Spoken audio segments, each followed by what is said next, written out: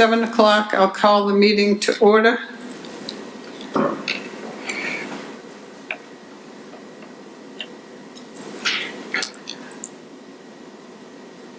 If anyone wants to participate remotely from a computer, please use the link https://zoom/j/4611842225, or for a telephone, dial 646-876-9923 and enter webinar ID 461-184-225, number.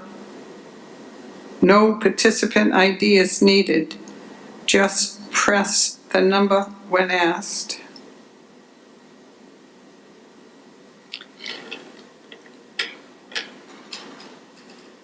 Town manager update. Looks like we have citizen concern. All right.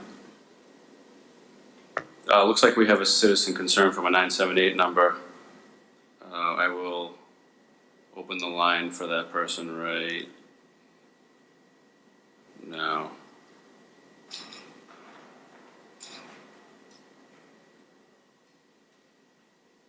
Um, 978 caller, you're on the line.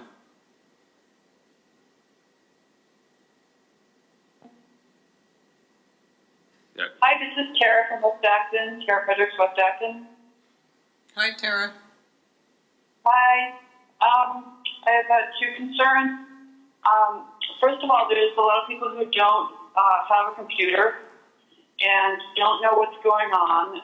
And I talked to a couple people walking down the street who said they thought that the virus was media hype. And I'm hoping that the town can send a paper notice to everybody explaining the situation to all residents, not necessarily property owners, but residents. I don't know if that's possible. Households, I guess, I mean. The second thing is that with this modified OML and the remote meetings, I'm actually enjoying not having to go out. But I don't enjoy being ignored. I understand that you're able to decide if people can speak, but that you can, especially where topics come up real time as opposed to being on the agenda, to to allow public participation when there's going to be a vote to see what the public thinks before taking that vote, I would really appreciate it. I realize that this is, an emergency time, but where it would only take a minute to see what someone thinks, we could limit the public comments to a minute. I feel like it's not so much an emergency that we shouldn't get public input, and it may change the vote or save lives if it makes a difference in the vote. I really appreciate it. Thank you. And thank you for all the town's doing. I know that they're going way out of their way to do so many things for so many people. I see evidence all over. Thank you. Thank you. Is there anyone else?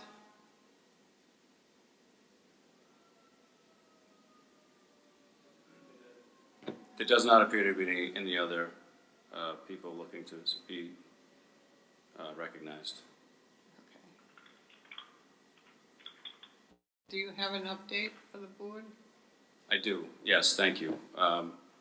As an operational update, I thought I'd just mention a few things that we've been doing related to the COVID-19 situation, following the boards, and both the Board of Selectmen and the Board of Health's declaration of a state of emergency. We've continued several measures to implement ways to protect the community and communicate to the community.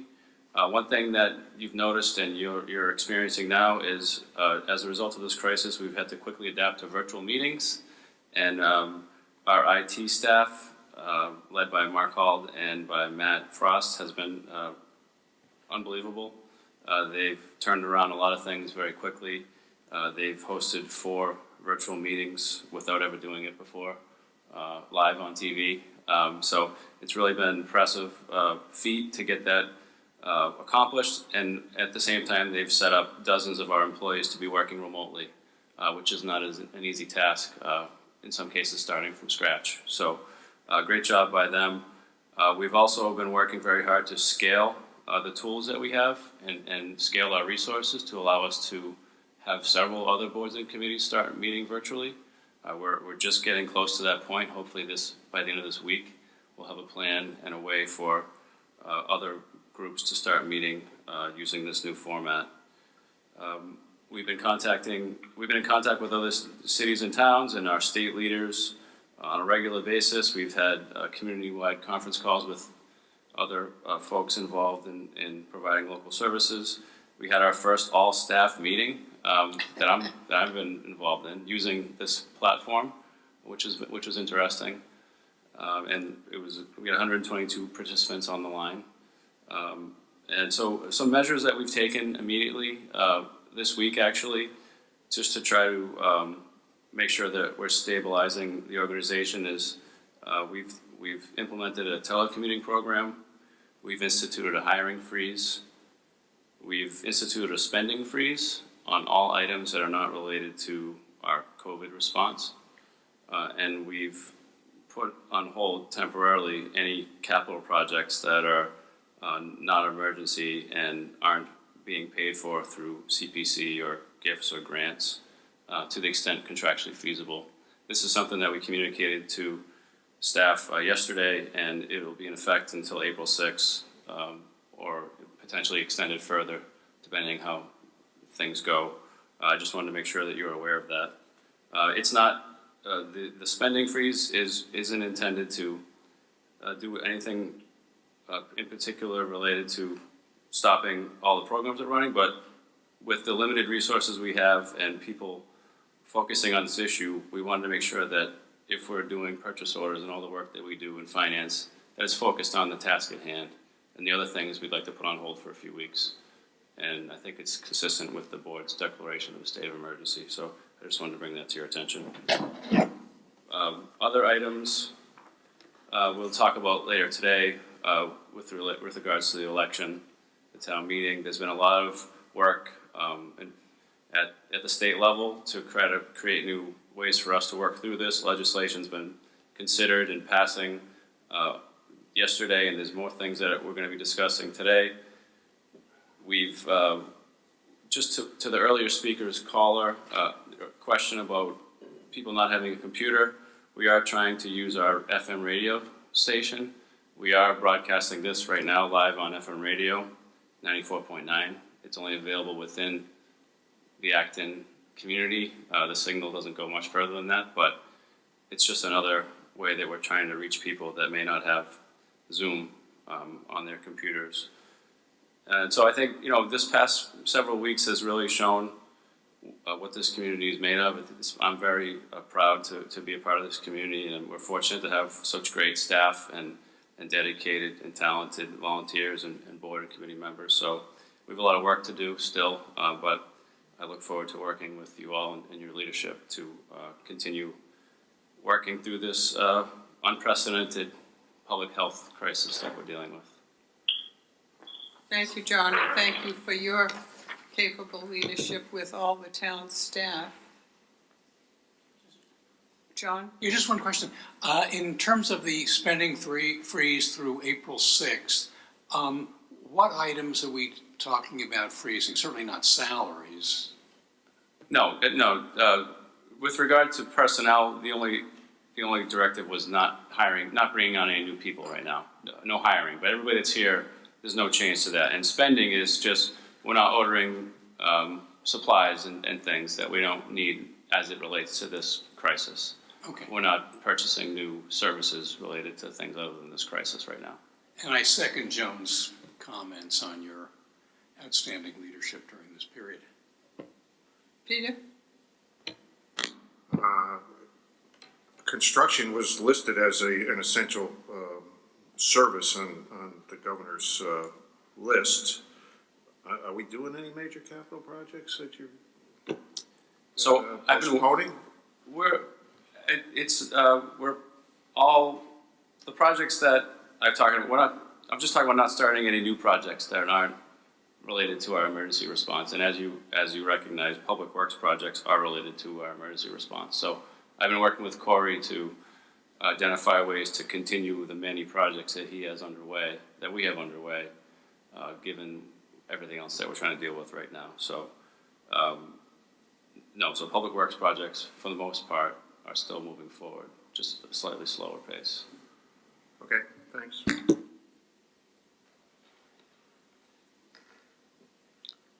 I'd like to thank all the members of the community from the Board of Selectmen for their attention to this crisis and their willingness to abide by all of the temporary, I hope, rules and regulations, and that they're conducting themselves appropriately.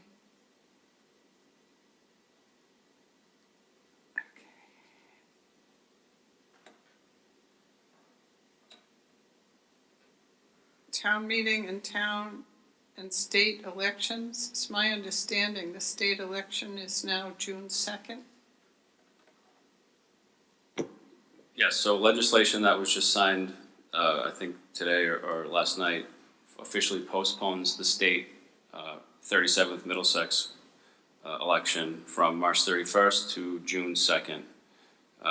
Town council is available to provide further details about that, but the same legislation also provided an opportunity for the board to postpone our local election to a date as long as it occurs before June 30th of this year. So moving the local election to coincide with the state election on June 1st, and then if that's not June 2nd, sorry. If that date is still not good, we can move it again. I think that we would want to pick a date that we're certain that we'll hold it.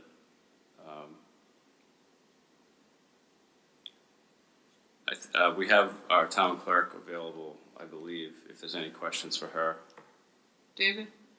Yeah, I think that the legislation, and John can correct me if I'm wrong, provides for us delaying the election, but no later than June 30th. That's my understanding. And also, I think that while we, needed to delay the election for this crisis, I think it's a bad situation to continually delay elections. I mean, the the basis of our democracy is elections. So, I mean, I think we should adhere to we should just set a date now and adhere to it. I think the date that we should set is actually, again, Tuesday, June 2nd for the local election. It doesn't make sense to have either the clerk's office set up twice for an election or for townspeople to have to come in twice for an election. John? Yes, I would support calling the election for June 2nd, and that would coincide with the special election in the 37th Middlesex District covering Acton precincts 3, 4, and 5. If I read Nina's memo of today, the select board must meet with a local election official, and I imagine that would be Eva, as to logistics and feasibility of the rescheduling before we can actually take a vote and set a date certain. So if Nina, if that's your understanding, I guess we should have that discussion with Eva right now. Yes, that was, can everyone hear me? Yes. Great, hi all. Yes, that was John and I's feeling earlier today that hopefully Eva would be able to join the meeting so you could have that discussion tonight. And I've provided John with a motion and vote for, to formalize that vote if you feel comfortable going ahead with that today. Okay. Is Eva available, John? Yes, I see her on the list here. I'll just try to figure out how to get her. Eva, can you, are you on the line, Eva?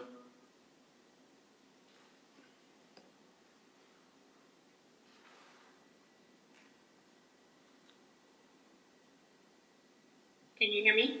Yes. Yep, I am here.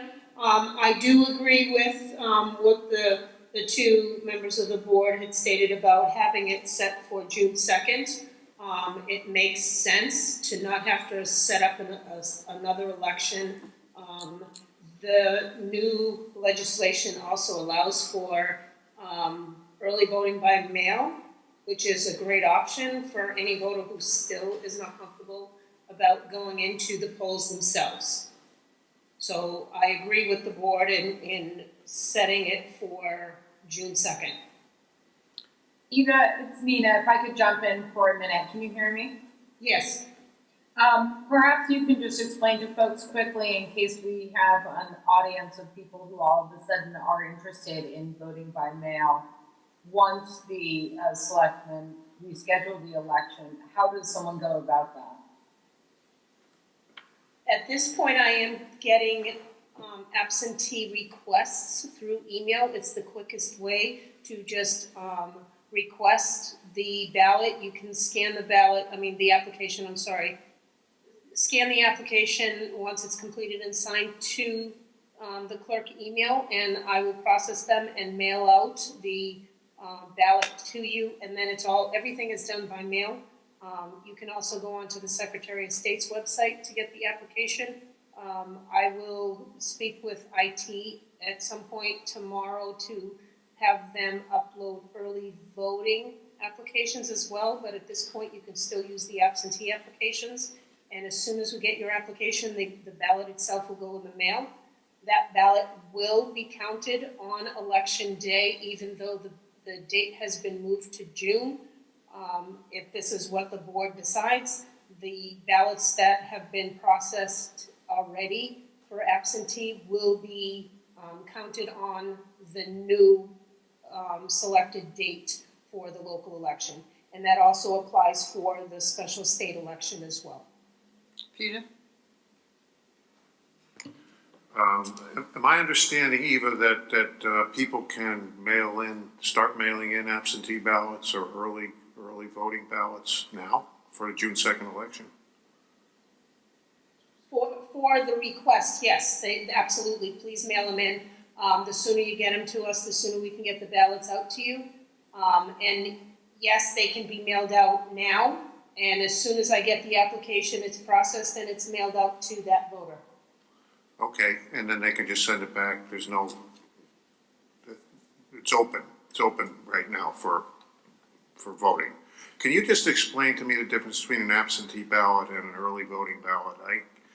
I signed the ballot when I came in to vote early, and I thought my wife told me that's because that's considered an absentee ballot. What's the difference? An early voting ballot is voting as if you're at the election. You cannot change your mind. An absentee ballot, if we don't process them on election day, you can still come into the polls and actually cast your ballot that day. But with early voting, you do not have that option. Once you vote early voting, you have voted for that election. Okay, thank you. And I would just suggest that we ought to obviously publicize this ability as widely as possible and get as many people to file early voting or absentee ballots as we can. Any other discussion?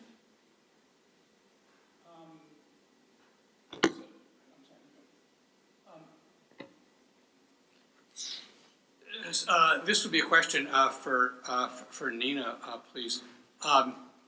The terms of Joan and Peter, which would have ended at the end of the regularly scheduled town meeting, would they now extend to end with the winners of the June 2nd election? Correct. The incumbents that are currently in office retain those seats until the rescheduled election. The legislation specifically took care of that. Okay, thank you. David? Yes, just one quick question for Eva. Eva, do you have a preference whether people vote absentee or vote early? Thank you. No, I think either way would accomplish what they're doing. We will currently be sending them out with early voting ballots because that is essentially what they're doing, but either application would work. Thank you. Peter? Nina, I have a question for you about the incumbents that came up with John asked. Your memo says we serve in the official's position until their replacement is elected. I think it's under our charter. We have the election first in this town and then town meeting, and it's not until the end of town meeting that the incumbent's terms expired. So it's after the people are elected. I mean, for a lot of reasons, probably we would like to stay in office until the end of the town meeting. I mean, Joan may be continuing afterwards, but I would. So I'd ask you that question. I don't know if it's clear. Sure. No, and that's a great point. Acton is one of the few towns that have the setup where the town election is actually part of town meeting. As we talked about, it is kind of the opening of town meeting is the election. So I think that this is something to keep in mind when you're rescheduling town meeting. If we're hoping that legislation is going to come through this week or the following week to allow some flexibility on rescheduling town meeting. But I don't think that the legislation, the special legislation just enacted, would trump or somehow thwart the way that Acton typically conducts its local elections and puts folks into office. But I hadn't thought of that before you raised it, so I can think about it and look at the language more, but I'm fairly comfortable that that was not the intention of the general court. Because we want That Peter, your question? Yeah. we want Thank Peter to do his duty on the articles on the town warrant. That's right, we're not letting him go yet. So is there a motion?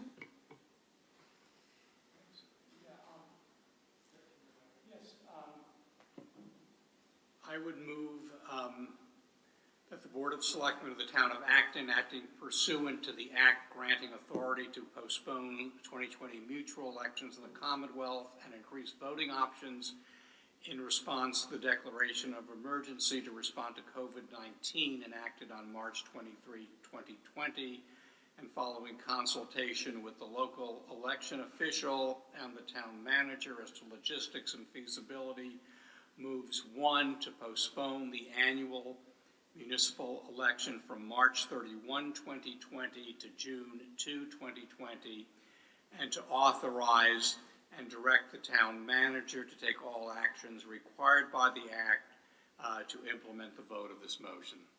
Is there a second? Second. Motion made and seconded. Any further discussion? All those in favor? Aye. Motion carries.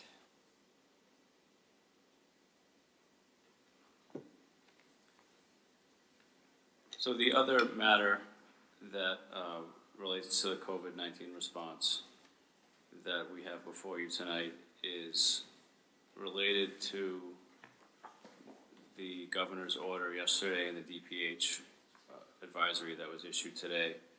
Excuse me, John, can we deal with the town meeting too? I mean, do we have to reschedule the town meeting? I believe we don't have the authority that we need yet through the pending legislation, but it certainly wouldn't hurt to start talking about a date that we have in mind once we get that authority. Well, don't we, in invoking, as we did, Section 9 of Chapter 28, we postponed the meeting until a date to be determined by us. So if I'm correct about that, Nina, we could set a date anytime. That's correct, John. What I think we discussed last week was you were certainly postponing the posting of what was going to be the town meeting in April under Section 9, and I would urge you to not set a date at this point until we have that legislation that comes through from the state, just so that we understand the full scope of the options when you're setting a date. It is entirely possible that they would allow a date after June 30th. They weren't willing to do that for elections, but they may be willing to do that for town meeting. As you can understand, the state is juggling a number of priorities right now. So the much more urgent issue, because of the lack of any statutory authority to deal with elections, was to have the elections legislation go through. So that meant that the town meeting legislation, which was actually proposed beforehand, has now taken a little bit of a back seat, but it is still pending in the general court, and we expect action in the next week or two. So on town meeting, I would just say you've taken all the action that you need to take at this point. You took that last week. And I would sit tight on setting a date until we hear from the state. That makes good sense. Yeah, I mean, I just note that if it was a normal course, it would be the Monday after June 2nd, which would be June 8th. So that would be the natural thing to do. David? Yeah, I would agree that it would normally be the following Monday. However, I think, once we get into the summer, things with the COVID-19 situation will be getting better through the summer. And so if we had to stay in the fiscal year, I think the last Monday of June is the 29th. We might want to do that, or the Monday before that, which is, I think, the 22nd, something like that. But I think things will be getting better the deeper we get into the summer. So another advantage of delaying, in addition to knowing what the legislature allows us to do, is that, if we make the decision sometime in April, we'll have a better handle on what's going on. So for tonight, we'll just hold with the election and Hold with town meeting. We already said the hold, election. yeah, but hold the town election as we just voted, and hold on scheduling the town meeting. That's what I would prefer. I would certainly agree with that. Peter? Yeah, no, I'm fine with that. Okay.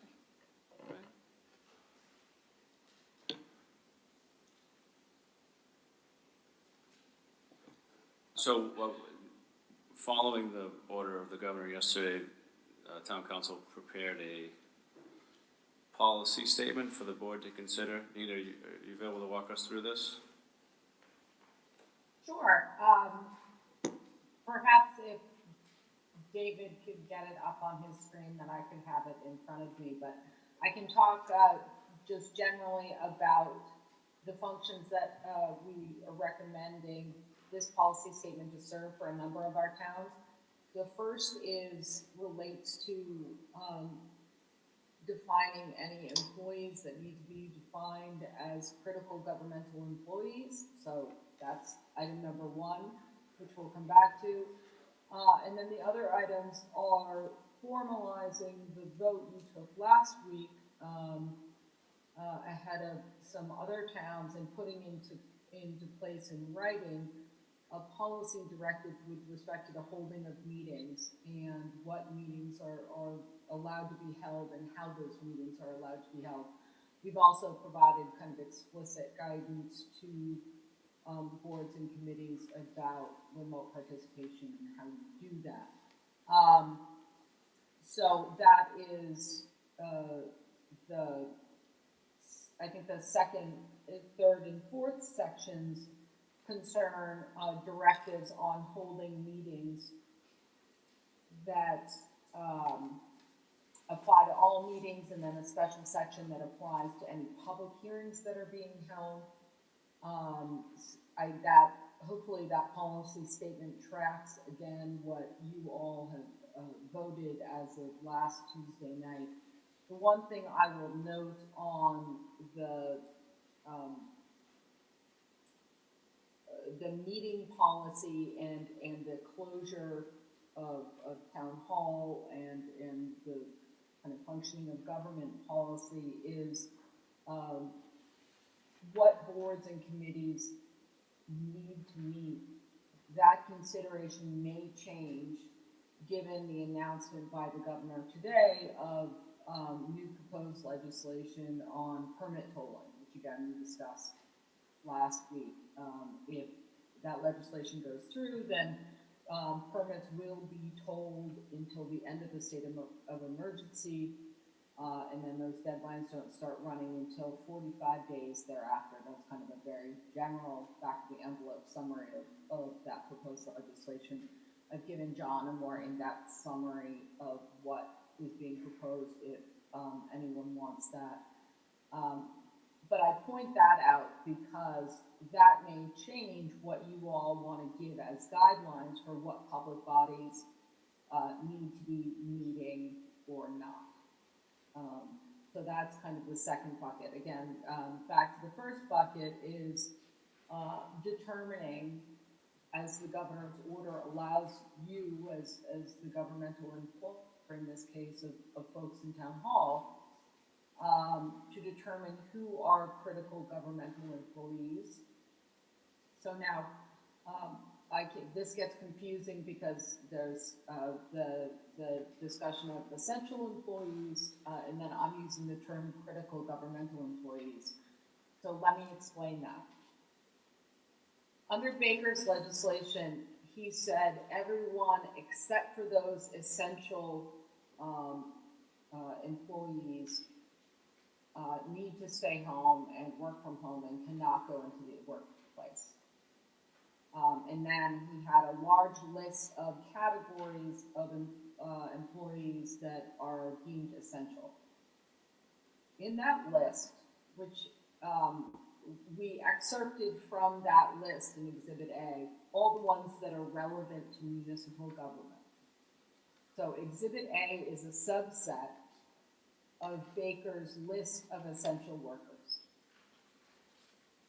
What we have done is we've looked at that and said, okay, does this cover everyone that you, the town of Acton, and John, as the town manager, need to run state government?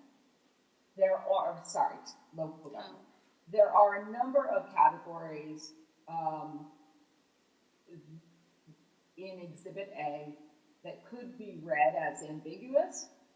So our advice would be to close whatever question you have with respect to what employees do you want to deem essential by designating them critical governmental employees. So where do I get that phrase from? That comes from the governor's order itself. One of the categories of governmental workers, many of whom are covered by Exhibit A from the governor, one of those of that exhibit list is anyone that the governmental employer deems a critical governmental employee.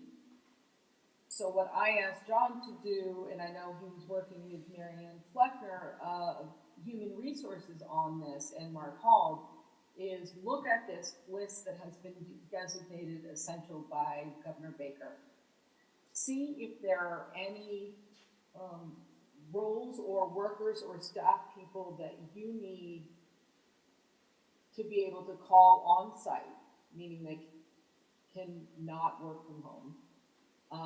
And let's make sure we have the Board of Selectmen as the town employer define them as critical governmental employees. So I'm going to pause there because that can be confusing. So why don't folks ask any questions they have about that description?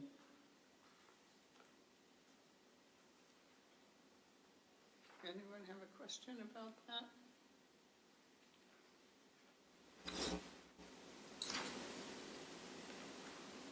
Peter? The governor's essential designation talks about a consistent with continuity of operations plans. Is that a term of art or something that, do we have one? Or is that something that generally the public safety departments have in place for continuing essential services in times of emergency? Or I think it's a common planning document that many organizations have. I don't know that I don't see it referenced in here. But in general, I think it's something that we have parts of as an organization. And I think one of our goals would be to have a more formal one going forward. But okay, I mean, that's fine. I have no problem with the document. So just to be clear, what we'd be looking for here and the discussion for you all to have is, obviously with John's input, is are there any categories of employees that John wants to highlight to make sure you as the Board of Selectmen define as critical such that they are exempt from the work from home order? And that is the vote that you'll see attached as Exhibit B.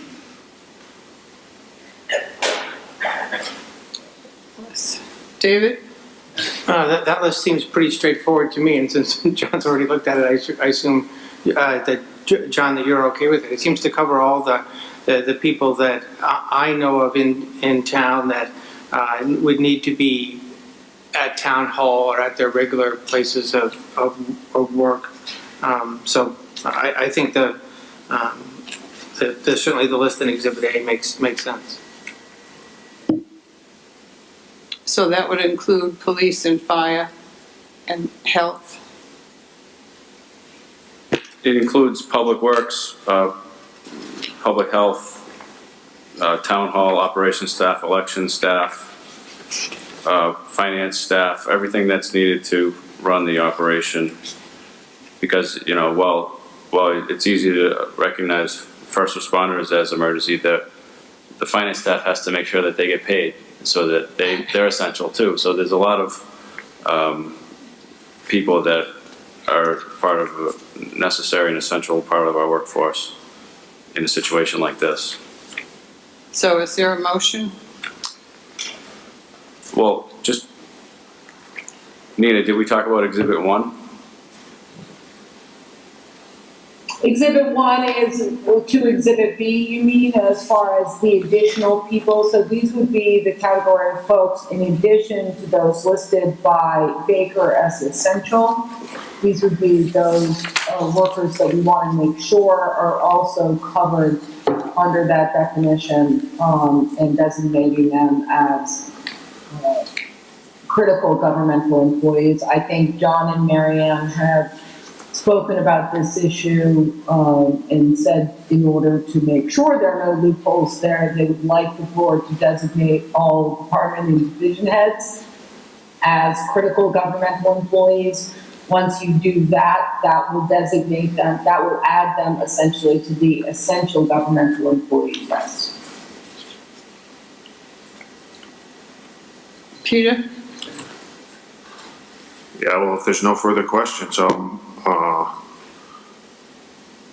I'll move that the Board of Selectmen of the Town of Acton, acting pursuant to Governor Baker's executive order of March 23rd, entitled Order Assuring Continued Operations of Essential Services in the Commonwealth, closing certain workplaces and prohibiting gatherings of more than 10 people, the March 23rd order, Exhibit A to the March 23rd order, Section 4-1B of the Acton Town Charter, and the recent public health emergency declarations by the Board of Selectmen and the Board of Health, and consistent with sound continuity of operations plans, moves A to designate critical governmental workers of the Town of Acton, the public employees and personnel listed on Exhibit 1 to this motion, and B to authorize and direct the town manager to take all actions necessary and proper to implement the vote on this motion.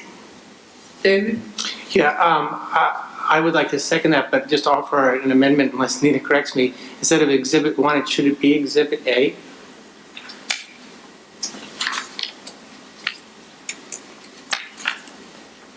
No, it is Exhibit 1 to Exhibit B. I apologize for the confusion. Exhibit A is already defined under the governor's order as essential, so that's already in place in law. What we want to add to that list is what is in Exhibit 1 to Exhibit B. So it should be the very next page following Exhibit B. I see. Yes, I understand, and then I just second the motion with no Motion made and amendment. seconded. Any further discussion? All those in favor? Aye. Motion carries unanimously. Peter? I just want to just kind of follow up on this by asking John how things are working on a day-to-day basis. The firefighters in the fire stations, usually pretty close quarters, they're going out and responding. Do they have enough personal protective gear? And police kind of the same way, roll call and whatnot, usually pretty confined space. So how are we doing there? Yes, great, thank you. So we're communicating with both chiefs on a daily basis. The availability of personal protective equipment is something that most communities are working to address. We do have a few resources that we've secured recently to help. So our firefighter, the EMT staff are also putting in place protocols to try to limit exposures if there are situations that present themselves by, in the past, if 4 people on scene would go in, they would have less people go in if the situation allows it. And other protocols like that we put in place, in addition to additional measures for sanitizing the vehicles and the workspaces and the quarters at the stations. And same thing with the police, is that we're trying different ways to enforce police business without having to interact as closely with residents or people that they interact with.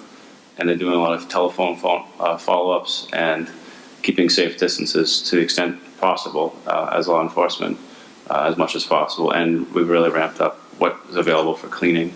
And we're going to continue to do that. We've closed the stations, so the stations aren't closed to the public, but the public is discouraged from going there. And we encourage people to call. Of course, if there's someone with an emergency, we'll make do. But we're trying to limit, for social distancing reasons, people's access to the stations, vendors and people like that we're having not come in like we had before. Okay, that's great. I just want to commend all of the staff for the hard work they're doing and continuing to work under these adverse conditions. I'm particularly glad that the Acton Nursing Service is still a part of local town government. We went through a long fight to keep it part of town government. There was arguments that it was too costly, and it does take a injection of funds from the general revenue to support it. They've been around since at least the mid-'60s when Medicare came along, and may have been a lot longer than that. But Heather York and the people that she works for, thank you, John, for authorizing increased public health nurse time.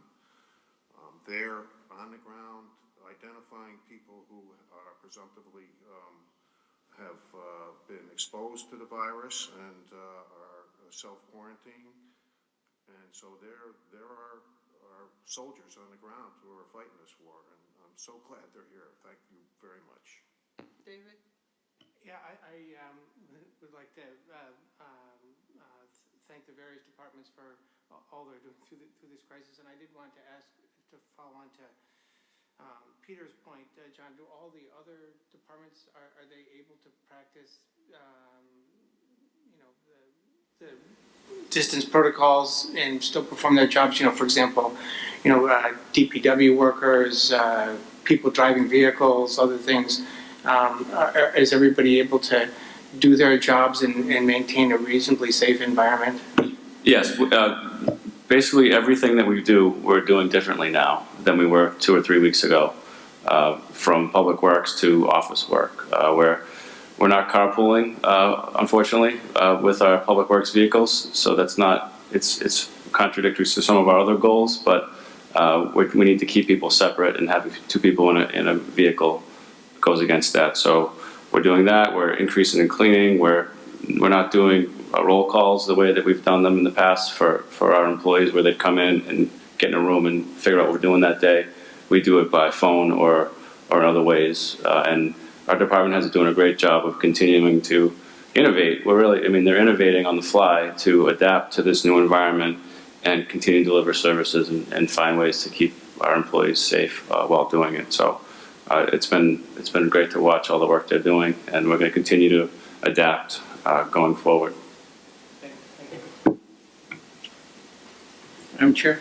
Yes, Dean? Yeah, a couple of points that, one I think is sort of time sensitive, and the other two are things that we should put in the back of our minds for future action as things quiet down. Under the long-term issues, a couple of years ago we had a vote at town meeting that did not approve drive-through windows for things like pharmacies. And I think that we should explore the possibility of bringing that up at a future town meeting. I know there's a process we have to go through with the planning board and holding hearings, but I think, frankly, I think that was a poor decision on the part of town meeting to not allow drive-through pharmacies. And I think now is probably a ripe time for people to reconsider that decision. At the same time, there's been this long-standing ban on drive-up food establishments, going back from when the first time a McDonald's showed up in town. And I think, this whole process is going to show the public that, drive-up food service occasionally might be necessary, and certainly is not the end of the world.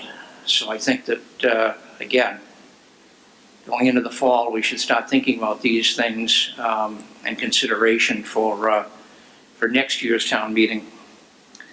Another item, and I'm pleased to see how well things have turned out recently with the virtual meetings, but ever since, before I got elected, the uniform complaint from all of my constituents was the incredibly poor quality of the broadcast on Acton TV from this room. And people were extremely frustrated about the fact that you couldn't hear what's going on. Hopefully, we've learned some lessons now on how to make it more accessible, but well, certainly the present day emergency is going to go by and people will be able to start coming in here again, but I think it's a way of encouraging more civic interaction if you actually have a decent feed from this room that can go out on the cable TV channels. What has been going out in the past, while I've been at a meeting, I've been getting texts from people complaining they can't hear us and that the quality of the sound particularly is terrible. So I think that's something, again, not to worry about now, but to worry about in the future, that we should start making that more robust. And the last item, which is more time sensitive and perhaps was going to come up anyway, but I wanted to make sure that we didn't gloss over it.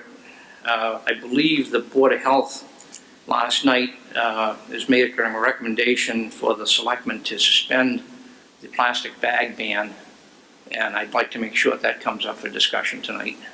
Thank you. John? I had a question for Nina. Under numeral 2, general guidelines for public meetings, number 5 has, on a case-by-case basis, the Board of Selectmen may authorize exceptions to the requirements of section numeral 2.4 for good cause shown. I think it's important that as we go through the weeks ahead, there's a lot of energy and people are looking to get re-engaged and stay busy. And we have 45 to 50 boards and committees in town made up of a lot of, very exceptional people who give up their time. 2 of my committees, the Cable Advisory Committee, which is in negotiations for licensing extensions with Verizon and Comcast, and the Finance Committee would like to convene and hold remote meetings. And we've been saying we will get to that.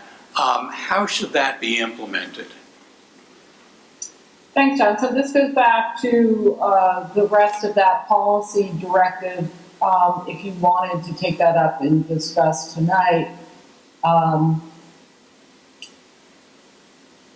what I would say is how it's drafted now and how you voted it last week was only those boards and committees that had pending statutory deadlines or other contractual obligations to hook in the Cable Advisory Committee were permitted to meet in the immediate future.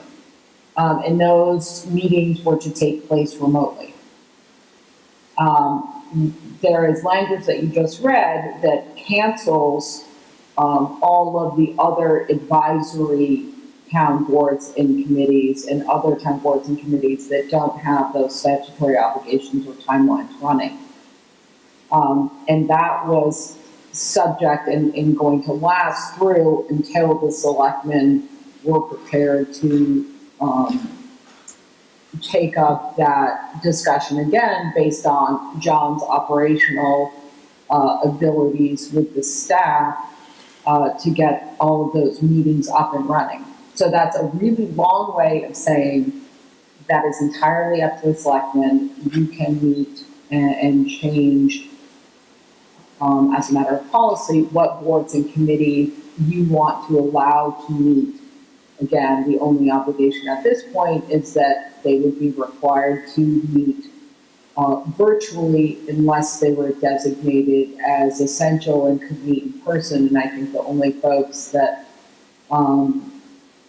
we considered under that umbrella right now are the Board of Selectmen and Board of Health. Well, it would seem... All of this is board discussion for you all to decide. Okay. But it would seem that there were several boards, the permitting boards, which we allowed to conduct their business and to do so remotely. Other committees' meetings were canceled or postponed until further notice. But Section 5 does say that these other committees, the non-permitting boards, may seek our authorization to hold a meeting. If I read it Correct, or you could do that sua sponte, either one. Okay. So I think maybe we can have a discussion tonight on that, together with reusable bags. David? Yeah, I think we're just, waiting for the town to be ready to do that. I mean, I would like to see us authorize all meetings to be held virtually if any committee want, at their discretion, at the chair's discretion. But I think that it's important that we have a standard virtual meeting mechanism. I think that's inherent in having public access to the meetings. We can't have each committee, there are a number of people who have access to virtual meetings at their work, but they all use a different brand of virtual meeting. How you get in is different, how you work the screen is different, how you, enable yourself to speak is different. It's *6 or *9 or *1, all sorts of differences. And I think it's important for public accessibility that we use the same thing. And we discussed this last week, and the staff has some more important things to catch up on. But I think within the next few weeks, we should authorize everybody to have any meetings they want, as long as they can be held virtually. And you would suggest, in conjunction with that, the manager put out a set of guidelines. Here's how it works. Here's what you have to do, and here are the open meeting law considerations. Yes, and then I think hearings are another consideration. Hearings can be held too, but I think hearings either need staff help or help from someone to kind of run the input to the meeting, to make sure people get noticed, make sure that the right things are displayed at the right time, that kind of thing.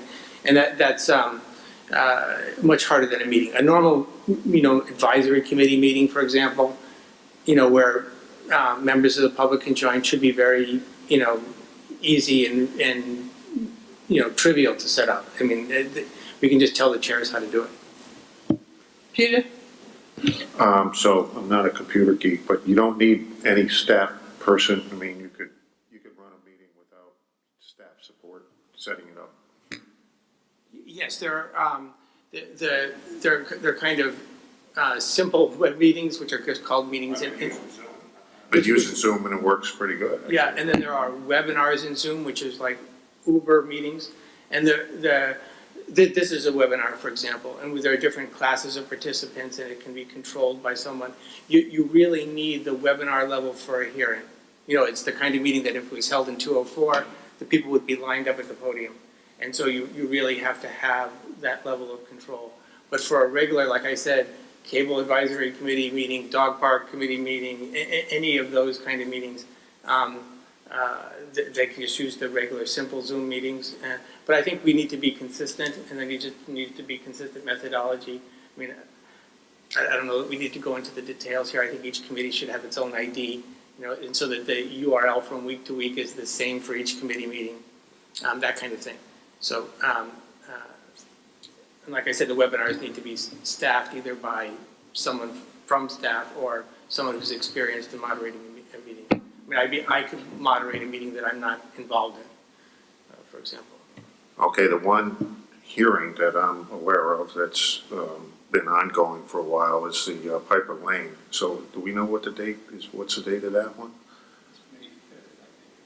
May?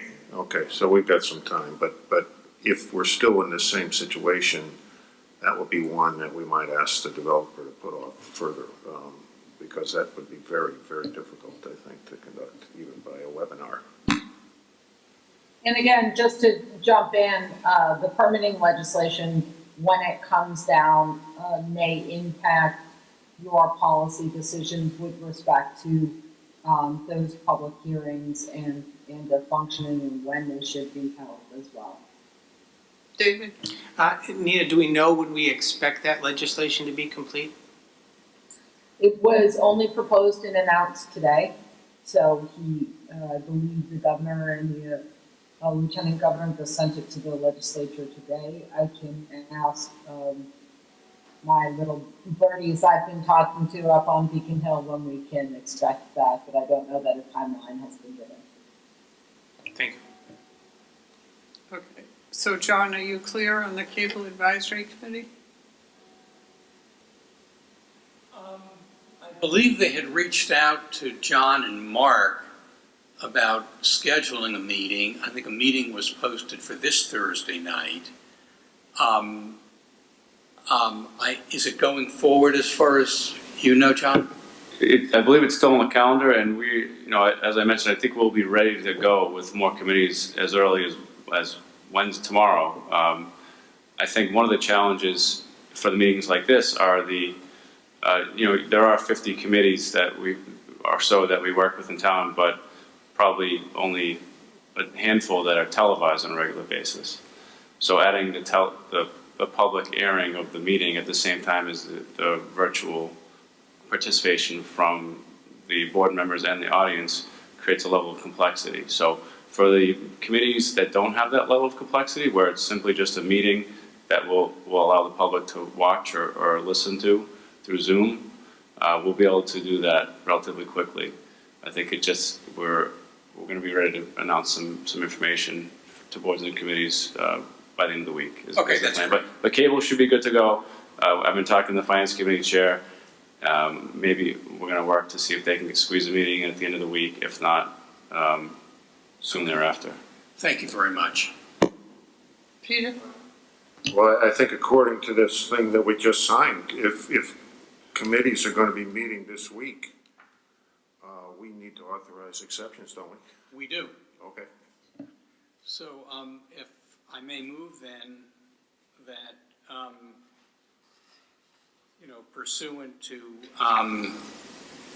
numeral 2, general guidelines for public meetings, paragraph 5 of the temporary emergency policy directive and guidelines, that we authorize the Cable Advisory Committee and the Finance Committee to meet remotely and virtually. Second. Motion made and seconded. Discussion? David? Yeah, just a comment. I think that's great, and we can have those kind of serve as a prototype test to see if there are any problems, and then maybe move forward in a future meeting to have authorize everyone or most of us. John? A caller on the line when you're ready for public. Okay. Could the 978 caller speak up if they're on?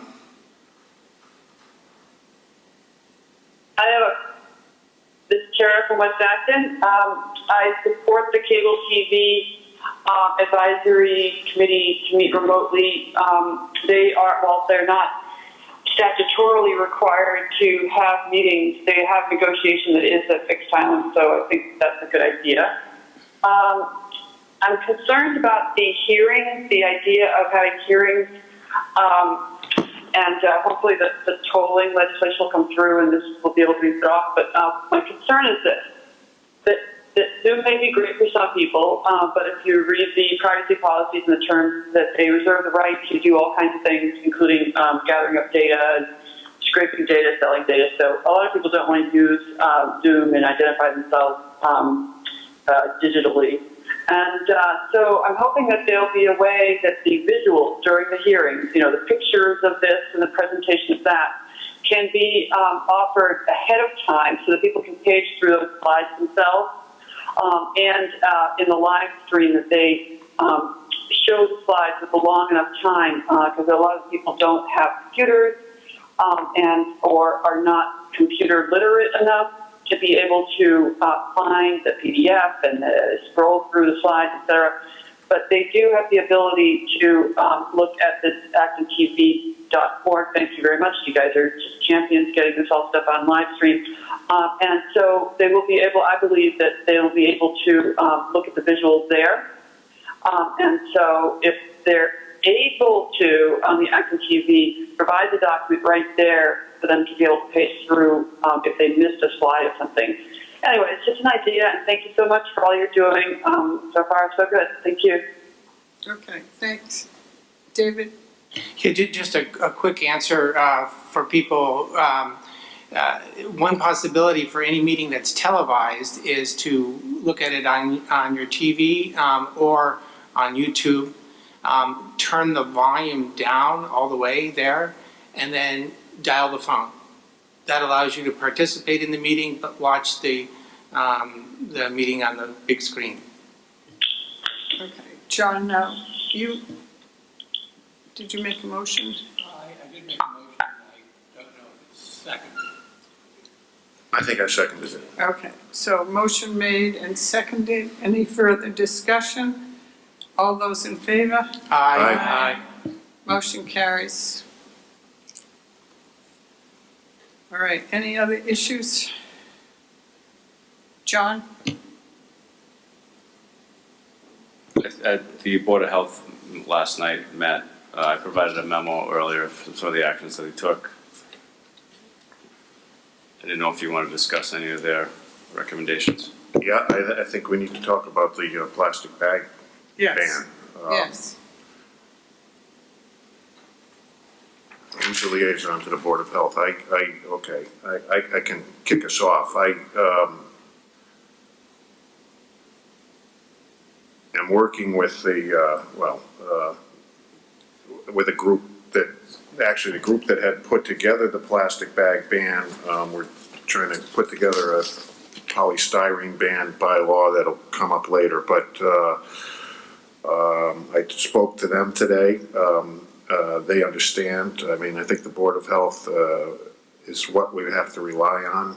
I'm understanding that Roach Brothers has signs up there. Most of the merchants are concerned about their employees as opposed to the people who bring the bags in.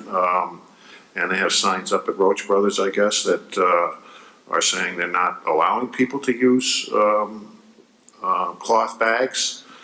And the merchants are concerned and have expressed to the Board of Health, they're concerned that they are running out of paper bags, which are allowed also under the bylaw. So they have asked for a suspension of the plastic bag ban.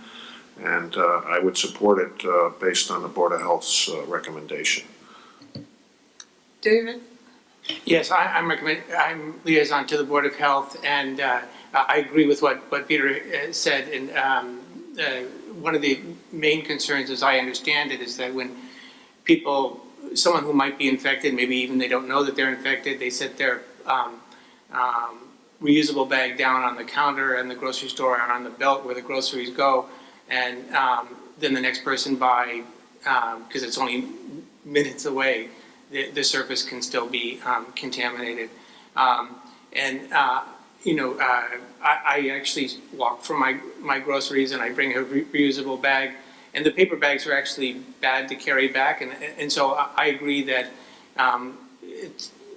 that we should allow the use or suspend the bylaw that doesn't allow the use of plastic bags for the duration of the emergency, so that people can not only stores can have bags, but people can leave the store with a handle bag that's not reusable. Is that a motion? I'll move that we suspend the plastic bag bylaw for the duration of the emergency. Is there a second? Dean, second? I'd like to offer a friendly amendment to it, that maybe we should put a time certain on it. I'm thinking something like July 1st, so that, if these merchants bring in a huge quantity of plastic bags, they get a chance to use them all up, rather than have them not know when this state of emergency is going to be ended, and a great deal of uncertainty on their part about whether they're going to get stuck with a bunch of bags that they can't use in Acton. So I just recommend that we actually put a date on it, as far out as you think is appropriate.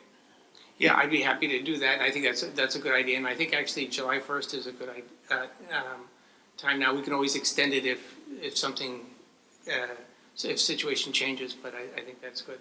So, Peter? Yeah, I'd also like to suggest that the bylaw does allow paper bags. I'd like to suggest that we add another amendment that says to the extent possible, merchants take appropriate measures to use paper bags before plastic bags. Sure, I'd be happy to do that. I'm making a note and I can read back at the end. Okay, Joan, if I could jump in? sure. I did want to just raise a question rather than an answer here, just because I haven't had time to look into this issue. But you're talking about suspending a general bylaw that has been voted by town meeting. I am not aware of what authority the Board of Selectmen would have to do that. I believe the Board of Health likely can do that under their emergency powers to deal with a public health emergency. So I am certainly comfortable with the Board of Selectmen taking a vote to support the Board of Health taking that action. But I think it's worth asking the question or just raising the issue of whether the selectmen themselves have the authority to set aside a general bylaw.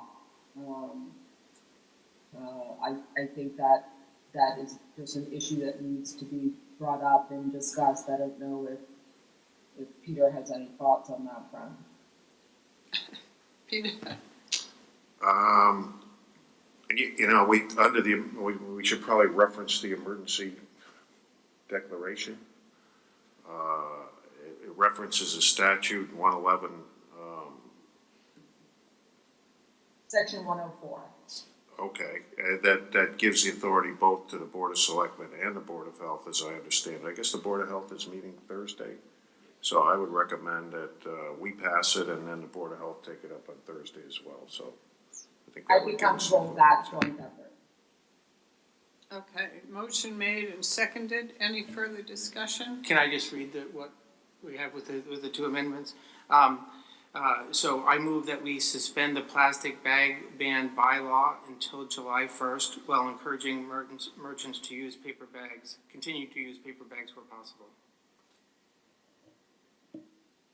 Peter? I would just add, per the authority of the Selectmen's and the Board of Health's emergency declaration.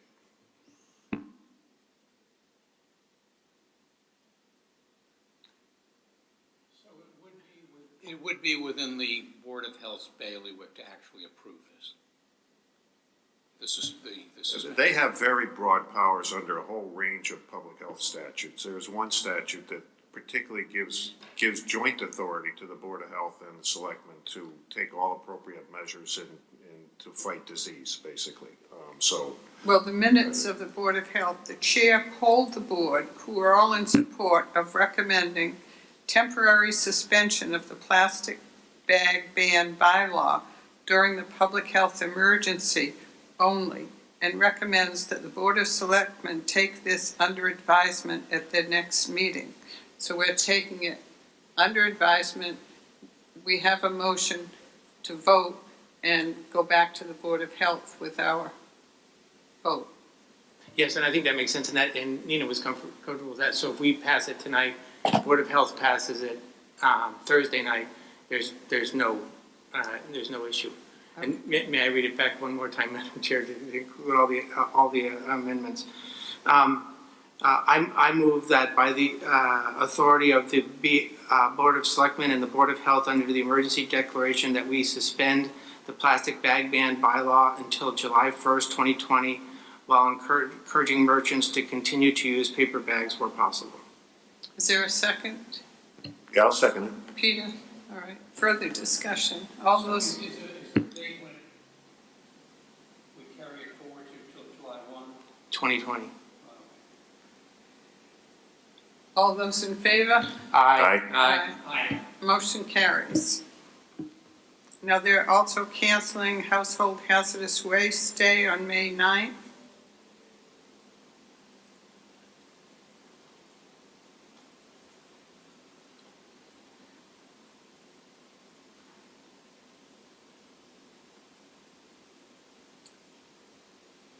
All right.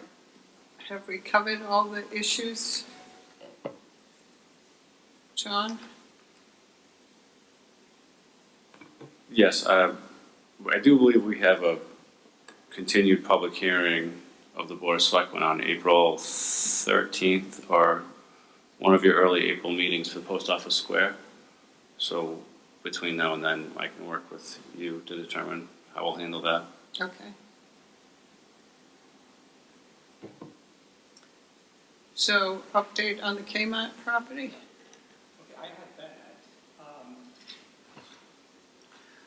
that. During the course of our outreach effort on the land acquisitions associated with the Kelly's Corner infrastructure project, we received repeated questions about the status of the Kmart parcel. Now, back in May and in June, I had offered status updates as to where matters stood with respect to the parcel. And so this is an update incorporating those earlier updates, plus taking it forward to the present. John and Selby had offered edits, and they are for the most part included. So let me read this statement, please.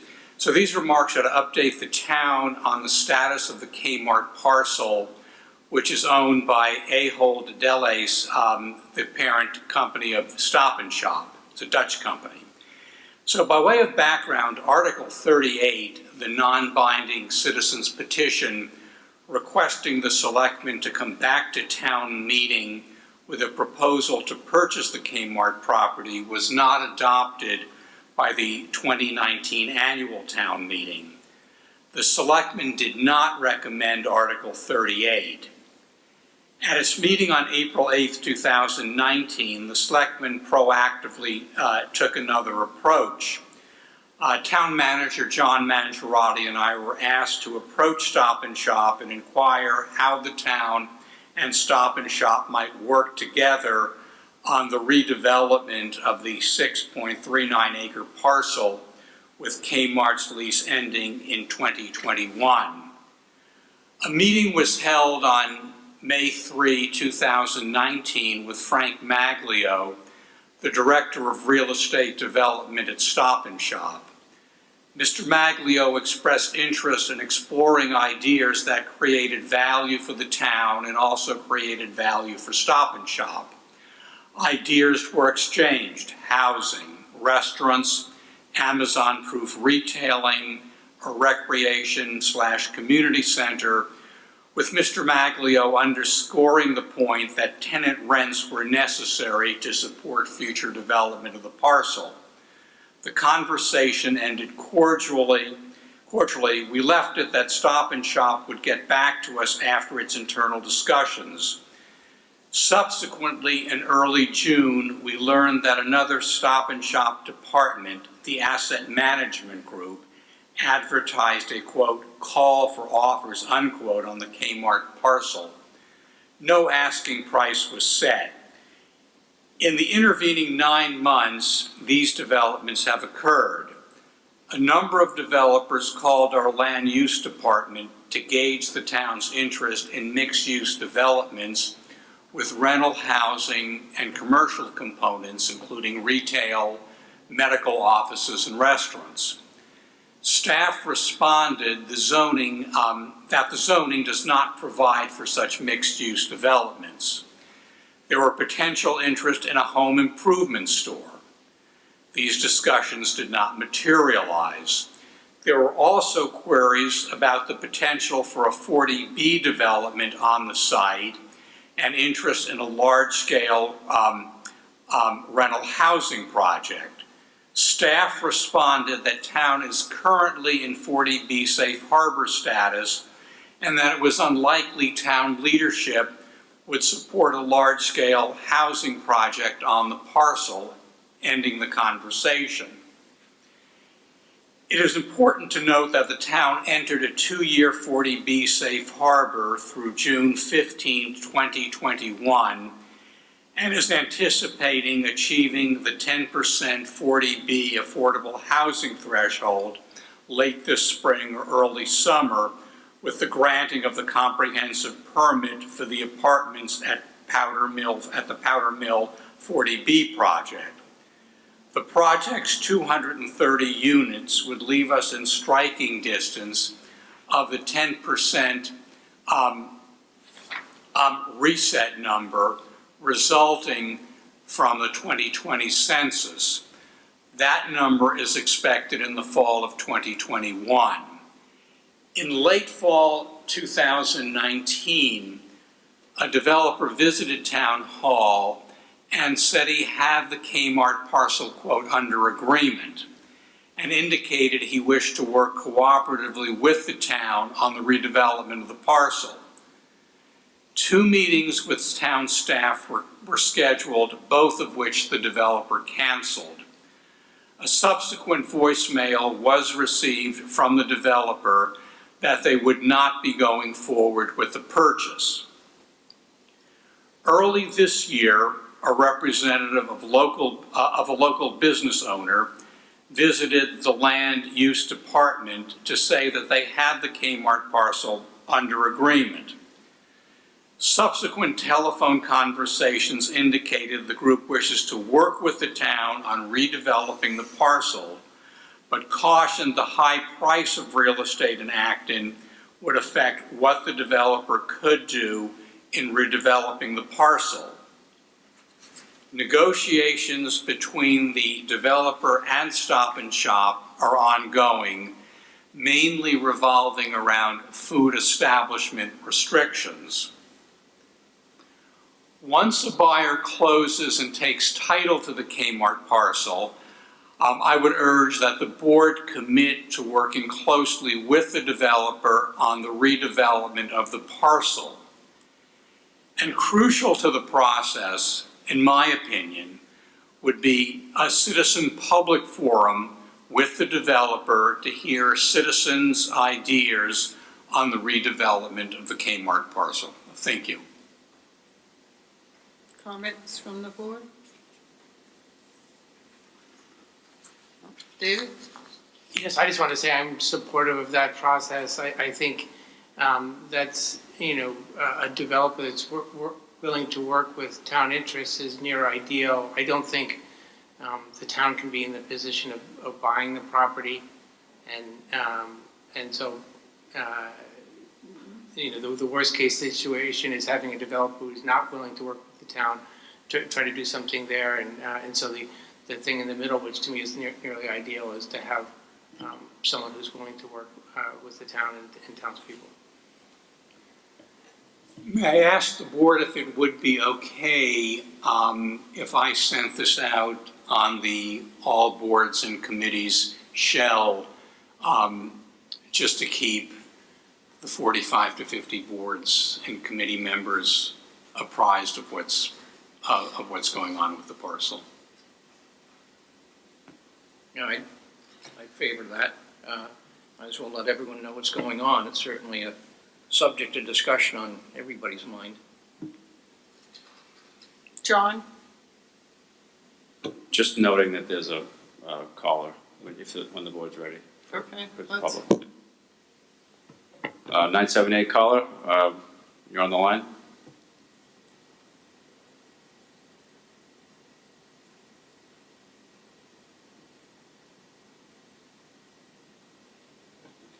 Hello? Oh. You should be unmuted Chair now. Frederick, my comment was for the last item, so I'll hold comment on this then. Thank you. Okay, we have an additional person. Can you unmute? Okay.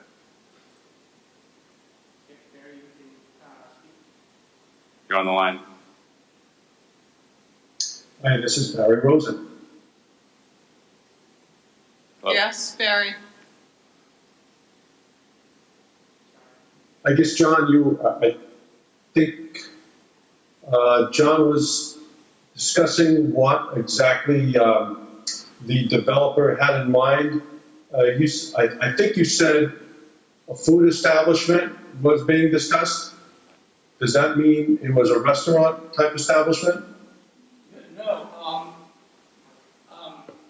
if I understand it correctly, and this is somewhat secondhand, Stop and Shop would likely impose food restrictions on whoever they sell the parcel to. They certainly don't want a competing food store going on that parcel. Whether that extends to, restaurants, I don't know. We are not privy to that conversation. Okay, I understand. The reason I'm asking, if it turns out that it is a restaurant type of business that's being considered, I think the water commissioners would probably want to know about that pretty early. The largest users of water are restaurants, except for one other business. They're the largest users of water, and we're trying to watch that pretty carefully, particularly with the new licensing that we've begun trying to renew our water pumping license. The state has, the DEP has actually, the initial proposal they gave us was a smaller pumping license than our current license. And we're having to work on some various mitigation strategies to add the 30,000 gallons a day that we need to get back to where we were allowed to pump per day. For sure. We would be behind you and certainly keep you in the loop on all of that. Thank you very much, John, and excuse me, and select persons. Thank you. All right. Do we have to take action on that? That's just a report.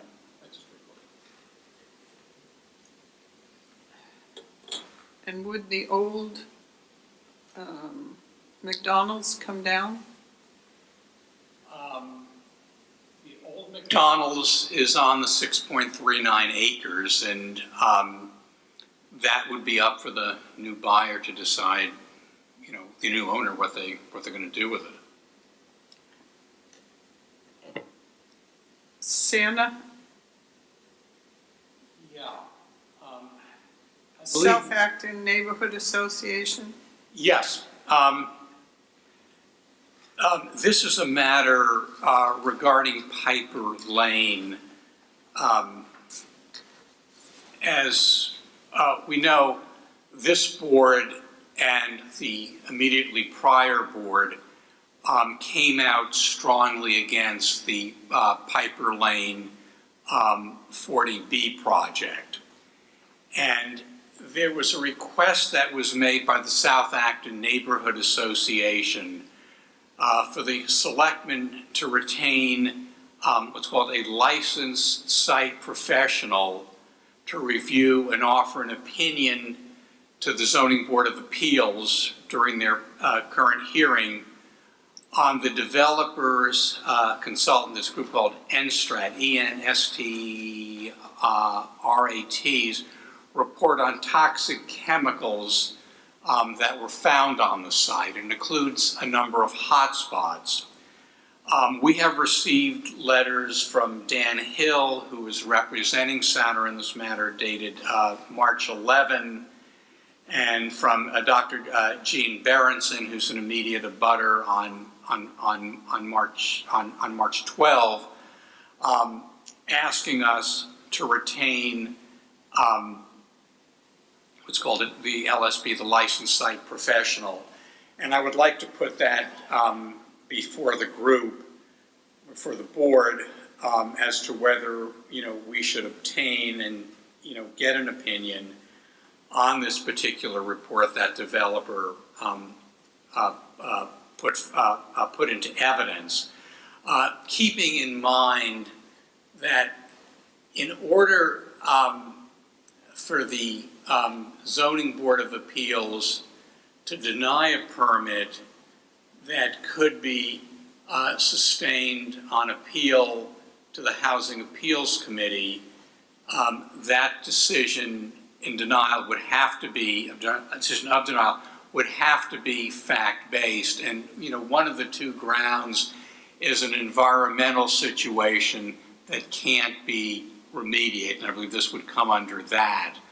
So I would like for us to discuss whether we should take the action of hiring the licensed site professional to review the developer's plan and offer comments for submission to the Zoning Board of Appeals. And that would certainly be consistent in with this board and the very strong positions this board and the prior board took against the development. Okay.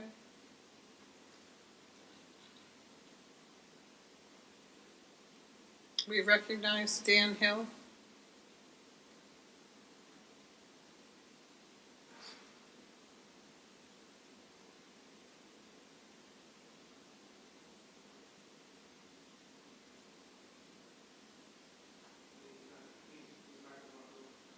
His microphone's open, he's not speaking. Oh, excuse me, can you hear me? Yes. Okay, I'm sorry, I don't see any picture here. Thanks, it's my first time using Zoom. I appreciate the opportunity to address this. I'll be brief. I've given the board a position statement that we drafted addressing this issue. Bottom line is the property was a former apple orchard.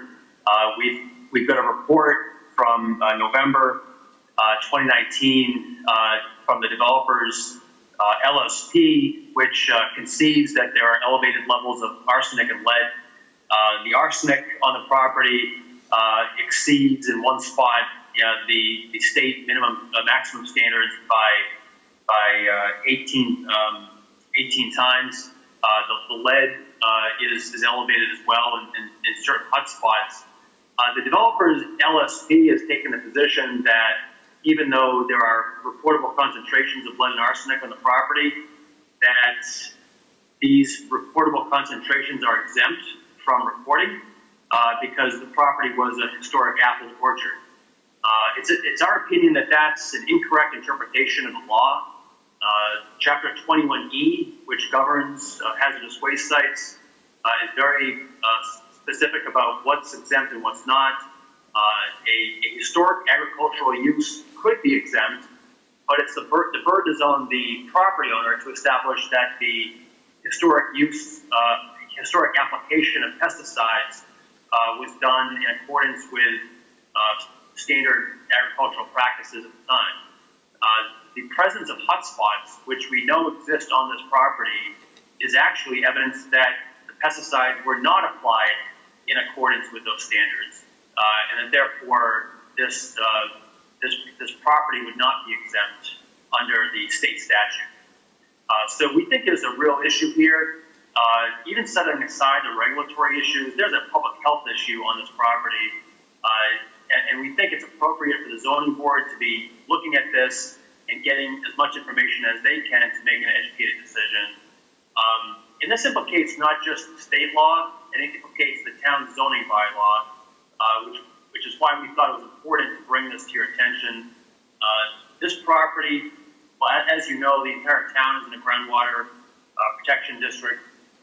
This property is in the Section 4 groundwater protection district, and the releases that have been discovered on the site with arsenic and lead, these constitute hazardous materials under your town's bylaw, and the bylaw prohibits any excavation and movement of earth that would contain these types of hazardous materials. So the bylaw is implicated. It's not just a state law issue, it's also a bylaw issue.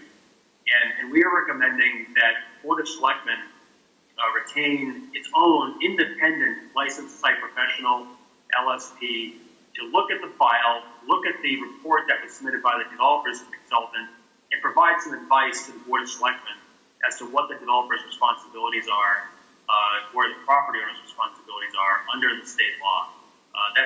That's simply the request. We don't think this is a major study. This is really what we're asking for is a consultant to be brought in to give some good independent advice to the town on this issue. And then just finally, as I think you all know, this project site abuts town conservation land. The town of Acton owns a significant piece of property that abuts this project. So this isn't just simply an issue of a 40B project being proposed. This is a project that's being proposed in the vicinity of, and frankly, adjacent to a very pristine conservation area. So the disturbance of the soils could have an impact not just on the project site, but on abutting property. John? I believe town council is on the line. Hi, if I could just jump in on this briefly. Dan, thanks for setting up the legal issues here for the board. As I provided to John recently, John Benson asked the question a little while ago of to get feedback on the developer's use of that exemption and whether we had any opinion about that, whether that was legally proper. We did take a look at that. The environmental lawyers in our office agree with Dan's reading that the burden of proving the exemption is on that developer, and we have not seen anything in the filings yet to show that that burden has been satisfied, that they would be exempt from 21E. So that is certainly a live issue that needs to be discussed in the process of reviewing this application. The one thing I would point out to you all, though, and we have had a conversation before, is this is an application that is not in front of you for site plan approval. It is not in front of you for any Board of Selectmen approval. It is in front of the Zoning Board of Appeals under 40B, under the state statute that sets out their fairly exclusive jurisdiction with respect to all local permitting for this project. I want to make sure that this board continues to respect that 40B process. And that is absolutely not to say that hiring a licensed site professional on behalf of the town is the wrong move or not warranted at this point. It entirely may be warranted based on what both Dan and I are telling you.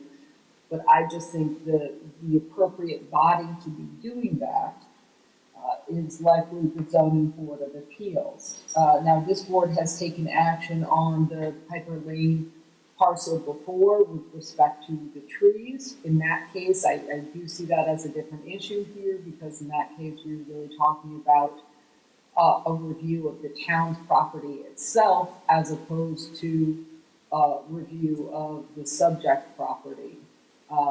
In this case, as much as Dan is trying to connect this to the abutting property, I really don't see the connection between the LSP reviewing the environmental conditions at the developer's property. Of course, it's abutting, so there may be impacts of disturbance on the abutting property, but that is something that can be considered by the ZBA. As Dan clearly said, this implicates the zoning bylaw, and is something that should certainly be considered under the zoning bylaw. And the statutory body that is charged with doing that is the Zoning Board of Appeals. But could we request that the ZBA do this? Absolutely. Peter? Does the ZBA have the authority, as they do with other experts, to hire a licensed site professional to do a peer review of the developer's expert and have the developer pay for it through that process, the statutory process? So typically they do. I think all peer reviews can go under that 53G account. But you know, I haven't dealt with the issue of an environmental review specifically. It's separate and apart from, for instance, a traffic review or other types of engineering reviews for the property. So I would think so. I believe that in this case, the planning department and the zoning board of appeals has used that tool for hiring a number of different consultants. I don't know how much is left in that account, or if there's any money there to hire another one, or if the ZBA would be willing to. So those are good questions, Peter. John? Well, would there be anything inappropriate, Nina, with us hiring a licensed site professional to review that report, and then filing, you know, presenting that expert's conclusions to the ZBA at their hearing, and that would certainly be consistent with this board's position against the project application. There is nothing unlawful about the Board of Selectmen doing so. I would tell you it would be an unusual step, and it goes beyond the role that I've seen Board of Selectmen take in the past with respect to 40B projects in Acton, that I can remember. But there is nothing that legally prohibits you from doing so. Again, I think it just gets uncomfortably close to stepping on the ZBA's statutory toes.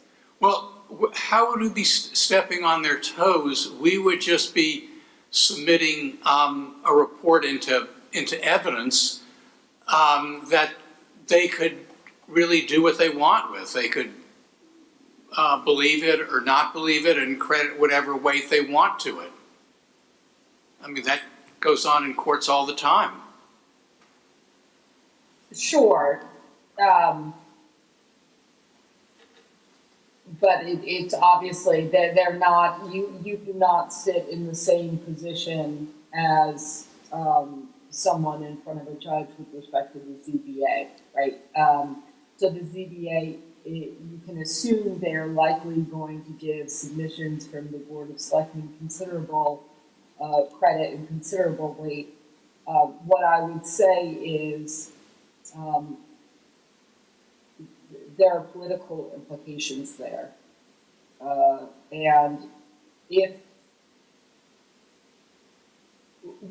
what I mean by it may appear as if you're stepping on their toes is if this is information that the applicants or the opponents believe is relevant and are encouraging the ZBA to obtain, they have the ability to go seek that information. If they choose not to, and you all provide that information, then that's where the rub comes in as far as potential political toe stepping. Does that make sense?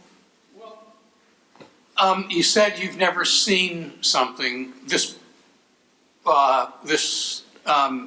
type of recourse done here in Acton. How about in any of your other towns that you may be aware of? Has the Board of Selectmen take such an action in furtherance of opposing a 40B project? So selectmen certainly have opposed 40B projects in many other towns, but they do so through their statutory mechanisms, which is what you all did earlier on in this process. or they write a letter of support, or they write a letter of opposition to the ZBA. Rarely, I've never seen them take an active role in the provision of evidence to a ZBA public hearing. Dean? Yeah, I think I would like to side with Nina on this. I think it's a There are no sides, I'm just giving you advice. I agree with you, Nina. Okay. I think that I think it's a slippery slope for the board to step on to start hiring experts to provide this kind of information. I think we should do everything we can to encourage the ZBA to secure those services, either as paid for by the developer, or if there needs to be funds provided. I think I would be in favor of that. But I just don't think it's appropriate for the selectmen to insert themselves into this, because it does drag it into a really political arena. And I think, if we start providing this, what's the next step? That something else comes up, either with this project or a future one, and suddenly the selectmen are trying to act like a super ZBA. So I would encourage the ZBA to hire such a professional. However, they have to do that, but I don't think it's an action the selectmen should take. David? Yes, also, I'm curious about what this licensed site professional would cost. I don't have any objections in general, but I don't know what it would cost, and I understand that often these costs are borne by the developer, and if we do it, we're paying for it, whatever it costs, tens of thousands of dollars presumably. So what I would like to see is that the ZBA take this action and ask us if they need to do something, right? If they have the ability to have the developer pay for it, fine. If they need the town to pay for it, and the board needs to take some action, I think that's good. But I think that the action needs to be initiated by the ZBA. Also, Madam Chair, when you're ready, there's a comment that I can read, maybe after Peter speaks or whatever you want, and there are two people who would like to speak. Peter? Yeah, I have a question for Dan. Is Dan still on? Yes, his mic's open. Okay. Yeah. A couple of questions. Do you agree that the ZBA has the authority to audit the developer, use the developer's money that they have to put into this fund to pay for a licensed site professional to do this peer review kind of thing?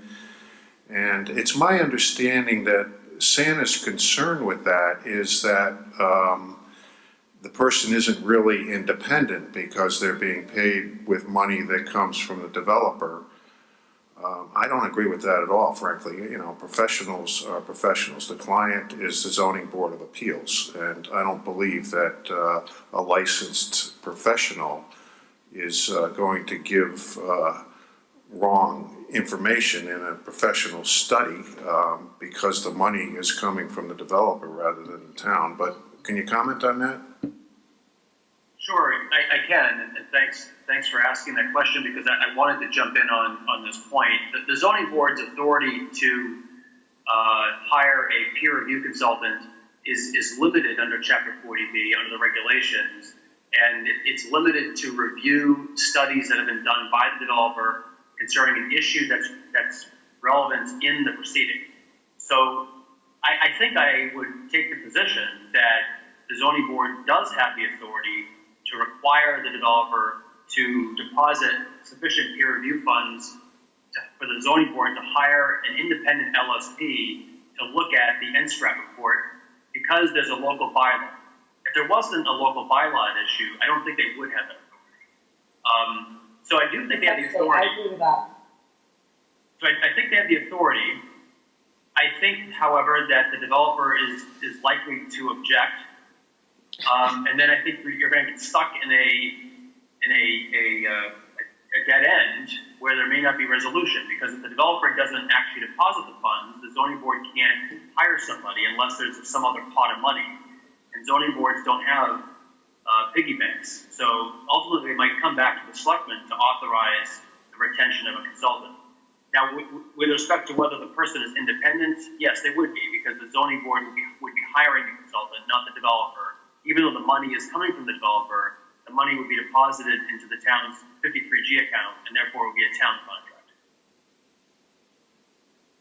Okay, just to follow up on that, we have a bottom line budget. The town manager actually controls the budget. We don't necessarily control each line item. So if it came to a situation where the zoning board ordered the developer to pay for it and got into a legal fight about whether he had to or not, and he was refusing to do it, it would be up to the town manager to decide whether there would be enough, whether funds could be moved from another account, or there might be enough in the ZBA's account to pay for it. Would you have an objection if the ZBA itself paid for it rather than us, or rather than the selectmen? We don't have a budget. We probably don't have it in our budget either. So I think that the initial cost to have a consultant review the NSCRAT report is not going to be that expensive. I would expect that to be maybe $2,000 to $3,000. This isn't a lot of heavy lifting. It's a fairly straightforward question, and I could be mistaken, but I don't think this is a real heavy lift. Now, it could end up costing more if additional tests are done on the site and someone has to review the data.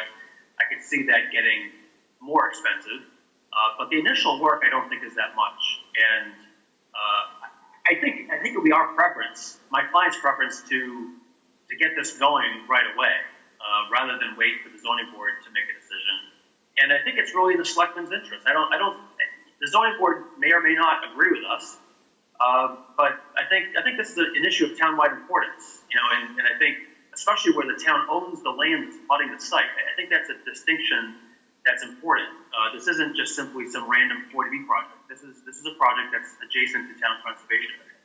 So we would prefer that the selectmen retain the consultant now at this limited expense, rather than waiting for the zoning board to take the action. But I appreciate the concern about budgets, and I also appreciate the concern about obeying, our sort of boundaries of where boards direct each other. Joan, if I could? Yes. The one thing I would want to respond to there's a couple things. On the costs, with this initial review of the report, what I anticipate coming out of that is, frankly, what our environmental lawyers at the firm looked at and came to the conclusion of, it's not clear that this exemption applies. We see evidence that the exemption does not apply. So we need the developer to provide more information to meet the burden that this exemption does apply. So I think we can already give the ZBA that opinion. What I fear, as you said, will come from this is, once that initial review is done, saying there's not enough data here to show that the exemption applies, of course the next step is, well, we need that data. And I'm not saying we don't need that data. The ZBA very well may feel that they have a legitimate interest in obtaining that data. But a couple of things need to be considered. If we do want to go ahead and obtain that data, of course that's going to be much more expensive than just reviewing the report there. Not to say that that wouldn't be money well spent, again, but I just want to make clear that I don't want the selectmen going into this thinking this will be short money.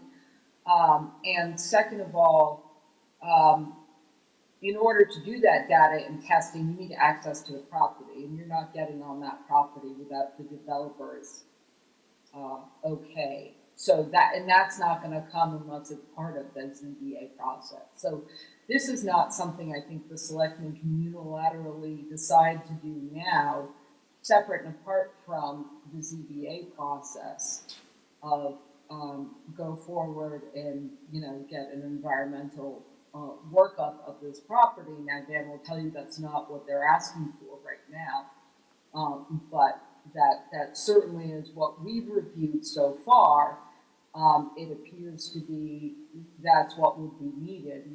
I would rather work with the ZBA, make it clear to them what we see and don't see in that environmental report, and put the onus on the developer to provide us data that proves that exemption applies to them. And if they can't do that, then that those site cleanup costs are borne by that developer, and it certainly triggers that provision of the local zoning bylaw as well that the ZBA can consider. Dan, would Nina's approach be acceptable? I have no objection to that. I just hope that the zoning board agrees and would actually ask the developer to deposit the funds to retain an LSP. I don't know what their response is going to be. So I would rather have the selectmen do it. That's my preference. I think we could start with a limited scope. Maybe Nina's environmental lawyers can adequately answer the questions. I just think that we could all benefit from having an LSP look at this, provide an initial opinion. And I think actually that initial opinion that an LSP provides could then be given to the zoning board to justify perhaps an additional level of work and a level of study. So again, our preference is to have the selectmen authorize it. Our second best preference would be for the zoning board to require it. And so that's our position. But it sounded like Anderson and Krieger's environmental team was going to offer them the opinion that the exemption that the developer's advancing doesn't apply to them. So doesn't that solve the issue in getting that information to the ZBA? It may, but it doesn't address the public health impacts of the project. So we don't know whether this property has to be submitted to the jurisdiction of DEP for site remediation. We don't know the answer, and I think the zoning board should have an understanding of whether or not that's going to be required. And second, we don't know whether the development of the project will actually cause more harm to the property and to the neighbors without having a consultant give some advice. So in other words, what is the scope of the excavation required for the project? Will that excavation stir up dirt that contains arsenic and lead? If it happens that way, what effect is that going to have on everybody who lives in this neighborhood? What effect might that have on the groundwater quality? So I think those are questions that should be answered as part of the 40B process with the zoning board. So I think it's great if we can get an opinion that the property needs to be looked at by DEP, that the developer's LSP may have to report this. That's great, but I think there's bigger issues that need to be addressed. But then if the exemption doesn't apply, then the developer is going to have to go through this whole process, correct? Correct. So, and your expert has also said that the exemption doesn't apply. Is that correct? I'm not sure. We haven't retained an LSP. We have a member of our group who is a hydrogeologist who I believe has provided a letter. And I'm not sure if he opined about the exemption or not. All right, so the position that town council is going to take is the exemption doesn't apply. The ZBA is the quasi-judicial body. You'll have to, make that decision. And if they make the decision that the exemption doesn't apply, then the developer has a whole host of concerns to address, correct? Well, technically, the zoning board doesn't decide whether the exemption applies because this is a state law question. So the zoning board is only looking at this in terms of public health and environmental impacts from the project.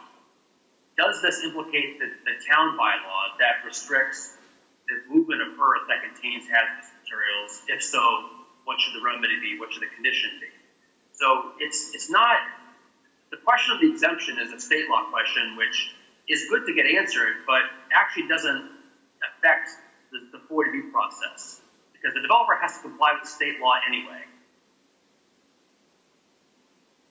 Nina, what would you say to that? I certainly agree with that. So the exemption we're talking about, and again, to be clear, what we have said, what we've looked at so far is saying that from the information that the developer has provided so far, they have not satisfied their burden to show that the exemption applies. There may be more information and data that they can provide that would satisfy the state, and again, they would have to satisfy the state DEP of that exemption applying, or they're on the hook for response costs under 21E, which, you know, likely would certainly change the financial metrics of developing that parcel. Dan is right, what the ZBA will care about, the hook they have in this is the local bylaw of if the zoning board determines there's a contamination on that site based on the information they have received, then there's a bylaw against moving and exacerbating that contamination. So that's what they would be considering. They're not necessarily considering the exemption. The exemption is merely kind of evidence of the contamination, which is the hook in the local bylaw. So Dan and I do agree on that point. Okay. Are you going to make a motion? Peter, your thoughts on this? I'm, for a lot of reasons that have been expressed, opposed to having this board retain the professional. I could suggest that we write a letter to the ZBA pointing out the concerns that Santa has, saying we agree with them. This is arsenic we're talking about, right? Yes. Yeah. And urging the ZBA to take whatever measures they are authorized to under law to retain experts to address the issue or something like that. I mean, we could write a letter to the ZBA suggesting that they do it. That would John? come from us. Right. Yeah. John? Okay.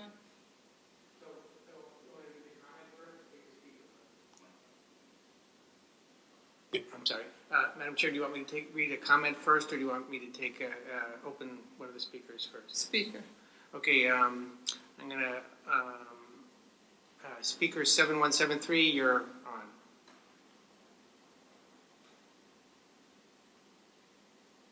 Jared Fredericks, West Acton. It looks like you're going to not do the consultant, which I think is a real shame, because if you pay for it, you can direct the outcome. If you ask the CBA to do it, they'll have to be unbiased, and they'll have to do a peer review, and these peer reviews are all industry friendly, because they're all going to work together in some project in the future. I've never seen a peer review directly challenge an applicant. If you hire a consultant, you can say, we are against this project, we want to beat it, and then ask them to find ways to, or find reasons or logic or whatever scientific reasons to deny the project that would end up in court. And frankly, speaking of court, I think it's the time for the Board of Selectmen to hire special counsel. Because if Nina is, with all due respect, representing the CBA and wanting to be not political and step back from that stuff, I mean, frankly, I think it's inappropriate for a lawyer to provide political advice when they're supposed to be an officer of the court and to defend the process. That's why I think in some cases, just like in Wellesley and Weston, when the HDC, Historic District Commission, had a different position in the Board of Selectmen, they had different lawyers. And so they have different interests and different lawyers. And so a special counsel that can help us beat the project, as opposed to one that has to stand, on the fence and be unbiased and this kind of stuff. So I urge you both to hire a special counsel, to hire the consultants, because you can then direct the outcome. If you ask the ZBA to do it, they use the developer money, even if they use the town money, I think it has to be a quote-unquote peer review, which is then one engineer telling the other engineer that they don't really challenge themselves or challenge each other on these peer reviews. Thank you. Thank you. Anyone else? Yes, Gene Berenson, let me unmute him. Gene, go ahead, please. Can you hear me? Yes. Yes. Okay, I want you to know that I'm speaking as a physician. I also got 2 letters from experts after we saw the NSTRAT report, which, by the way, did not address removing 12,000 cubic feet, the impact on the groundwater, more than 10 tests, which were only 6 inches deep, knowing that arsenic can go down to 1 to 2 feet down. And we went to the Board of Health, which was very much in favor of providing increased specifications for testing. They thought that the NSTRAT report was inadequate and made a number of requests for additional tests. Now, when that NSTRAT report came in, I went to 2 international experts. One, a guy named, and you guys have these letters, Howard Hugh, who was the dean of the School of Public Health at Toronto and now is in Seattle, and a guy named Phil Landrigan, who was known by Taylor of the Board of Health, who's the head of the Global Health Division at Boston College.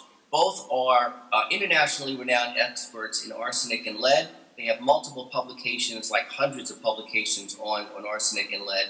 And both have concluded that looking at the NSTRAT report, looking at Jeff Chorman's letter, looking at the levels that were reached, even in the NSTRAT report, which was only 10 samples, one of which was 18 times the level that was that exceeded EPA standards. Their conclusions were that, and I quote, Hugh, the bottom line is that the disturbance of soil heavily contaminated by arsenic and lead will no doubt occur with the proposed construction project poses a major threat to exposure to these toxic metals to the children and adults living near the area and anywhere where the soil is eventually deposited. In my opinion, these risks that must be avoided to protect public health.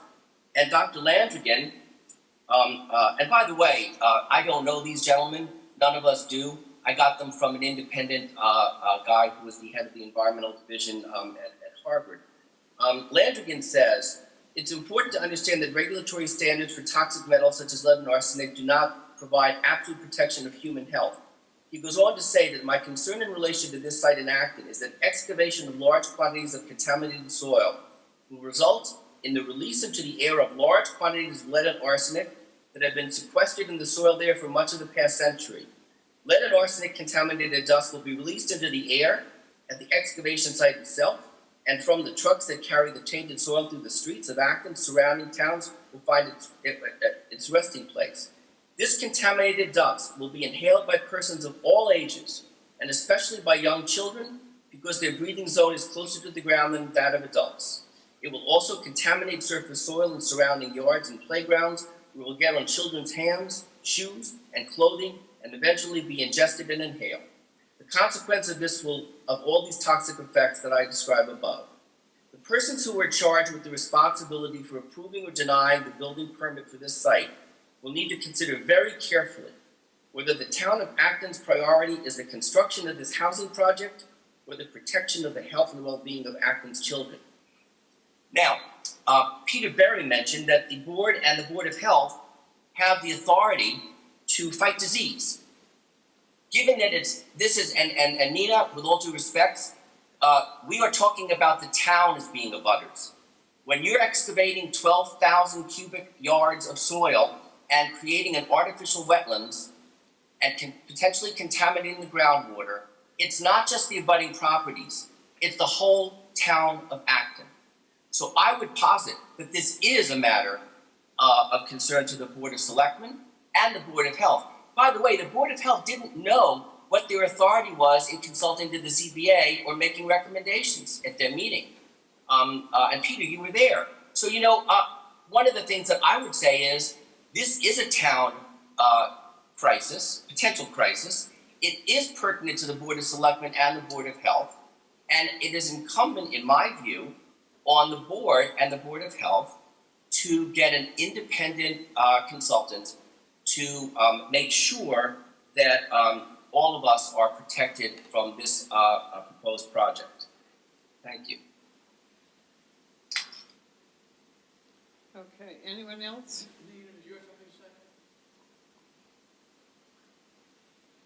Nina, did you have anything to say in response? No, I do not. That certainly could be a public health concern.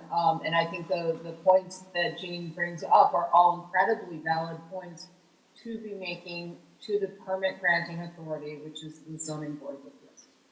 So those points should be made in their presentation to the ZBA. That would Correct. be Sorry, that I would got be in my head. Yes. that would be the appropriate way to offer that evidence in. It is certainly relevant evidence for the ZBA to consider, absolutely. No, by advising this board not to take kind of an affirmative role in that process as far as submitting your own evidence, I don't mean to in the least bit indicate that this evidence or this investigation is fruitless or frivolous or unwarranted in any way. This is purely a separation of powers issue in my mind as town council. Thank you. All right. Okay, let me ask one more question to Nina then. Legitimate concerns are raised by Center and the abutters. What is the appropriate way for those concerns and those expert opinions to reach the Zoning Board of Appeals? Is it through their counsel? Well, so Santa certainly has their own counsel, and they have, they themselves are acting as their own great advocates during that process. They should continue to do that and provide that information to the ZBA. What they are asking you to do is for you to take on that role of also providing this evidence and become part of that process. What I would say is I have nothing wrong with the Board of Selectmen making clear via, a letter to the Zoning Board of Appeals that you would like them to consider this. You are incredibly concerned about public health for the reasons that have been outlined. You think more information is needed. I just would ask that, I would think that the more appropriate legal and procedural approach for this body is to make that request of the ZBA rather than affirmatively get that evidence yourself. Now, if the ZBA doesn't respond, doesn't look into that information, doesn't get that additional data that you think is warranted, then it's subject for or fodder for further discussion from you. But I think we need to, these are legitimate concerns and legitimate issues to be brought up to the ZBA, and they need to be the ones to be given an opportunity to deal with them on behalf of the town. Okay, we have two more speakers.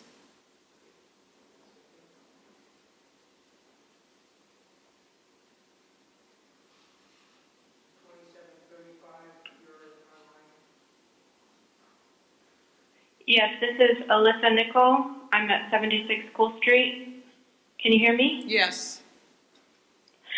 I just want to emphasize what Ms. Fredericks said earlier about the limitation of peer reviewers being industry friendly. We've already seen that happen with the traffic peer review.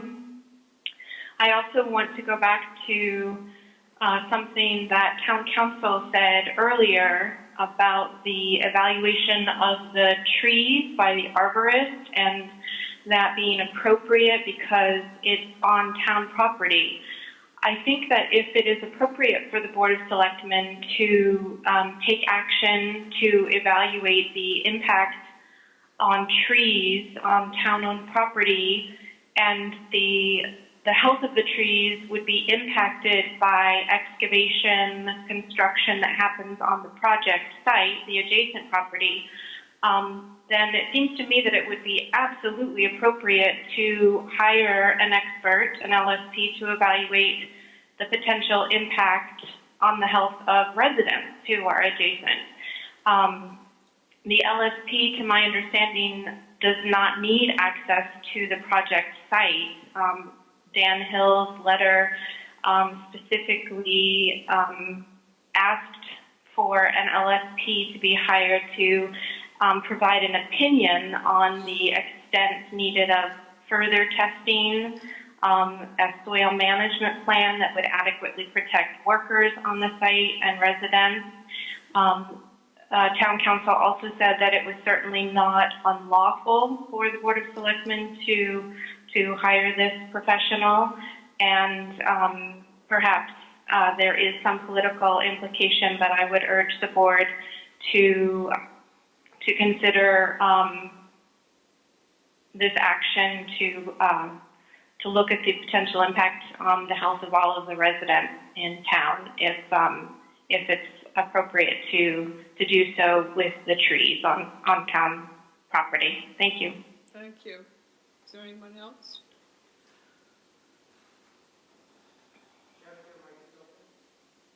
Hello? Jeff, your mic is open. Can you hear me? Yes. Hi, it's Jeff Corman, 13 Piper Road. I did write a letter to the Board of Health as well as the Zoning Board of Appeals outlining what I felt was the environmental issues at the site. I have a particular interest in this site partly because I spent 30 years at Mass DEP in both the hazardous waste program and also in the Bureau of Waste Site Cleanup. One of the things that this site poses that the developer hasn't brought, at least their LSP has not brought up, at least as far as I can tell at this point, is the potential for these soils to also not only be hazardous materials, but also a hazardous waste. There was a test known as the DCLP, toxicity characteristic leaching procedure, which if the soils fail fail that test for certain metals, of which arsenic is one, soils, if they're excavated and moved from their original location, can become a hazardous waste and have to be managed as such. It's a little different than just dealing with a hazardous material as a pile of dirt. The expenses associated with that are significant, as well as where that material has to go to be properly disposed of. So one of the things that I think should be at least kept in the back of our minds is that these soils, of which some are fairly significant in terms of their arsenic levels, may well fail this toxicity leaching procedure. Arsenic is a fairly readily mobile metal as opposed to lead, which doesn't move too much in the environment. It tends to stay where it becomes to be laid. But arsenic is much more mobile, and there is a very good chance that these soils would be considered a hazardous waste by this characteristic test. So that at this point, there's a whole host of regulations, not just the Massachusetts Contingency Plan, which is 310 CMR 40, but also the hazardous waste regulations, which might apply to the soils on the site. It's a little different than something, a lot of LSPs aren't familiar with the hazardous waste regulations.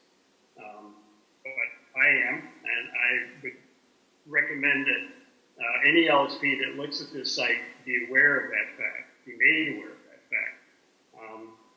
I highly recommend an LSP that's independent, as the previous caller mentioned.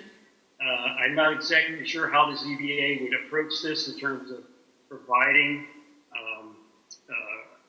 the different LSPs for the developer to choose from. If it's like they did with the traffic study, our own planning board provided the 3 names and they got to pick one. I would tend to want to shy away from that because I feel that that gives them too much of leeway to pick one that might be more development favorable.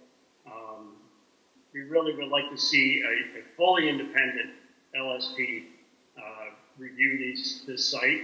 I intend to do the same. I feel that I spent, as I mentioned, over 30 years reviewing reports from LSPs, reviewing and approving them, both Superfund and retro sites. So I intend to stay involved with this. I'm not an LSP. However, I'm probably as familiar with the regulations as any LSP is.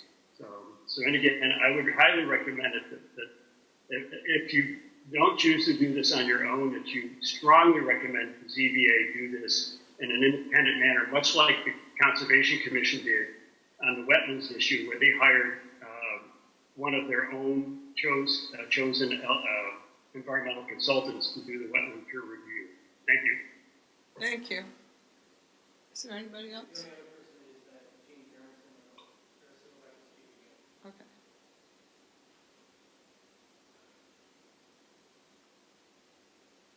Am I on? Yes. Okay, it's Gene Beresin, 80 School Street. So here's, you know, there's exemptions, there's regulations, there's all this kind of stuff that we're talking about, but I'm just kind of looking upon this as Nina was pointing out, a public health risk and danger. And I know that nobody wants to step on toes. We want to avoid politics. We want to avoid separation of powers. But let's face it, the LSP that NSTRAT said in their report, and read their report, that they didn't even talk about excavation. They said that the soil could be capped by 1 to 2 feet of soil as a corrective measure. That, according to Jeff and according to these experts that we found, is patently absurd. So I have a lot of trouble with their LSP. But put that aside. If Nina, if the Board of Selectmen don't want to get involved politically, and if Peter, if you're right that the Board of Health has broad authority in protecting and fighting and protecting the public and fighting disease, then why don't we put this in the hands of the Board of Health? And they certainly won't know an LSP, but we can find an independent way of getting somebody that's neutral from SANA, that's neutral from the town, that's neutral from the developer, and it would be under the jurisdiction, or not the jurisdiction, but under the rubric, under the umbrella of the Board of Health, to say, look, this is potentially a very dangerous situation. As Jeff pointed out in his letter that you guys have, the only site that he could find that has this level of arsenic is a Superfund site in North Carolina. We're talking about a potentially huge public health risk here. This is not small potatoes. And as much as I love the oak trees on my property and on the town's conservation land, and as much as I'm in favor of getting arborist approvals of this canyon that's going to be done and trees that may fall down, I'm much more concerned about my grandchildren in the neighborhood and your kids and grandchildren and all of us being poisoned potentially by a developer that really doesn't give a damn and is going to walk away from this with a profit. So why can't we find a mechanism that obviates the political dilemmas and just get the job done in a fair and equitable, independent fashion? Thank you. Thank you. All right. Where are we on motions? Is there any further discussion amongst us, amongst the board? But it depends on what you propose. Pardon? It depends on what you propose. Well, I mean, it seems like what started out as sort of a $2,000 to $3,000 review of whether an exemption applies or doesn't. I think town council has given us the answer to that from their view, it doesn't apply.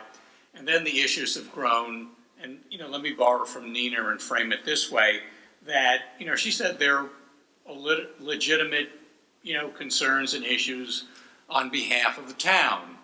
And it's a question of whether we make a request to the ZBA outlining these issues, legitimate issues and concerns, and, put it before them, or do we, on behalf of the larger town, try to go out and get the evidence ourselves? And under that scenario, would it be appropriate that we seek, special counsel, on this matter, to properly advise us? Because I could see, I confronted this in my days on the CPC when town council was advancing, I think it was the wetland project that had a toxinogen issue on it, and they were saying, let's move forward, you know, with some safeguards. And we're sitting there on the other side as stewards, responsible stewards of a fund of taxpayer money, saying, should we invest it in this project the way it is? We're not concerned. And I advance, we really need town, you know, special counsel in this matter. That town council was really, you know, serving another master, the town. So just briefly, Peter, should we, you know, reach out to a, you know, seek a special counsel in this matter?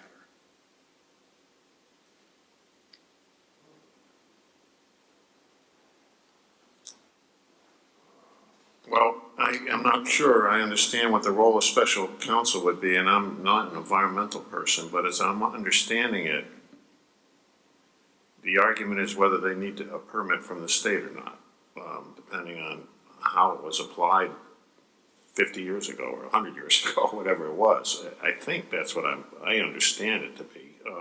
If they don't get the permit from the state, or the state puts conditions on the permit that make the project unprofitable, then, I mean, that's, 40B only deals with local regulations. Yeah. So, I mean, the state controls. I'm not sure what a special counsel, what would they advise us about? Well, I'm only, you know, how do we best, you know, get the issue? I mean, we've taken a strong position against the project. You know, we want to support Santa. How do we best, you know, get, you know, our position, you know, as, you know, on behalf of the town, you know, the legitimate concerns and issues that have been expressed this evening? Can we send it to both the CBA and the Board of Health with these issues? Should it be the Board of? I mean, if you're asking me, I frankly agree with Nina. This is not, I don't agree with Jean that this is a political issue. This is a legal issue. The Zoning Board of Appeals is endowed by statute with jurisdiction to make all the findings and determinations they have to make. The role of the boards in the town is to comment on the submittal by the developer. We've done that. We can do that again. But to me, if the jurisdiction is in the Zoning Board of Appeals to determine these matters, then they should do it. I agree with Nina that the selectmen shouldn't be retaining an expert in this case. I do have a little concern about the process the ZBA is using, and I don't understand, you know, whether they have the ability to just require the developer to pay for whoever they choose. Apparently the Conscom did, or why they would say pick one of the three. I definitely do not agree that because licensed site professionals might know each other professionally, and you and I as attorneys have been here, I mean, I would say any independent licensed site professional we would pick probably knows a developer's licensed site professional. These are professional people. They have ethics. They have codes of conduct they have to go by. They have standards they have to meet, and I believe that they do. So the bottom line is I agree with Nina. We can comment and we can suggest that the the Zoning Board of Appeals hire a licensed site professional, take whatever steps are necessary. There's one thing that's very clear to me is from I read Jean's letters from the experts. This is a serious, very, very serious health matter. But to my mind, the Zoning Board of Appeals is the proper authority to deal with it. So your belief is that your position would be, let's send a very strong letter to the ZBA expressing our concerns on behalf of the town. Yes, and recommending that they, whatever the SAM is recommending, they hire a licensed independent site professional, as independent as they have authority to get, as opposed to the developer picking somebody. So with your term being extended, would you try your hand at drafting that letter?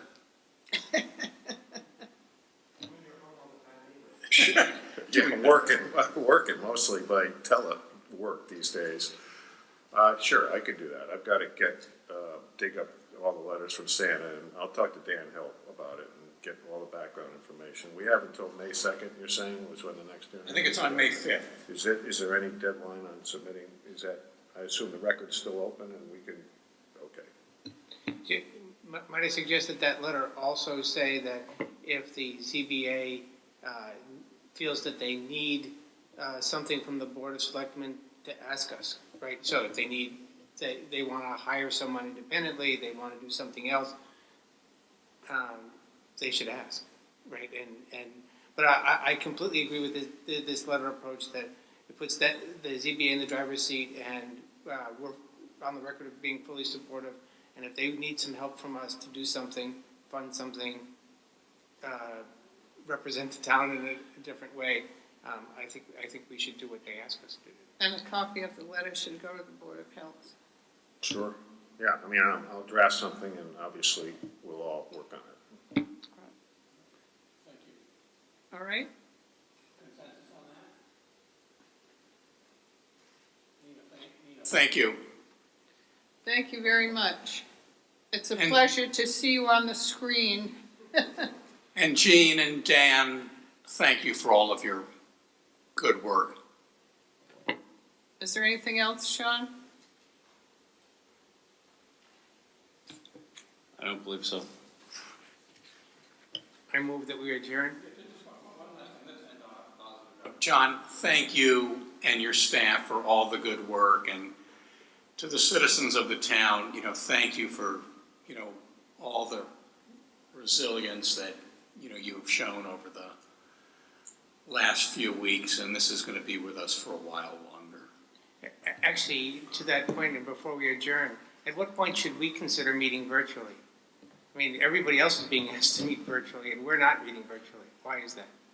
Well, I think when we set it out last week, we said we allowed our board and the Board of Health to meet in person. Governor Baker's order of Monday exempts municipal councils from the, stay-at-home order, that we are essential. I just think it's an important message to send to the town that they could watch us on local television, come together and deal with these issues at a very critical time.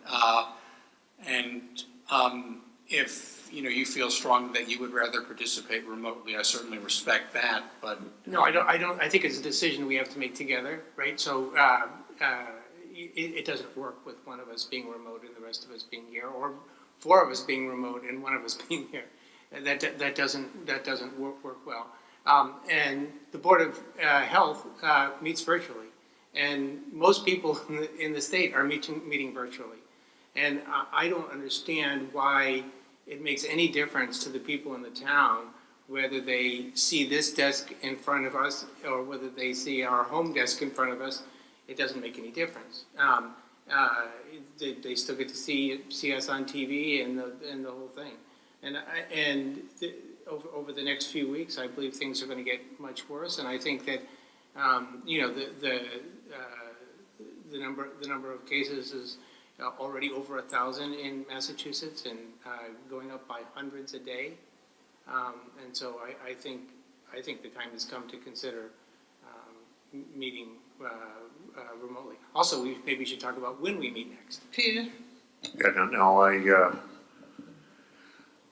I read John's comment about meeting in person, and I agreed with that. And then David raised the point that it might set a better example for the residents of Acton if we basically adhere to the order that says try to work, telephonically or virtually as much as you can. I do see some merit to that. I do think we need to continue to schedule more meetings.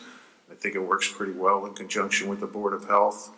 It's going to get worse. There are going to be decisions coming up that'll have a lot of considerations that we have to weigh against each other, I'm sure.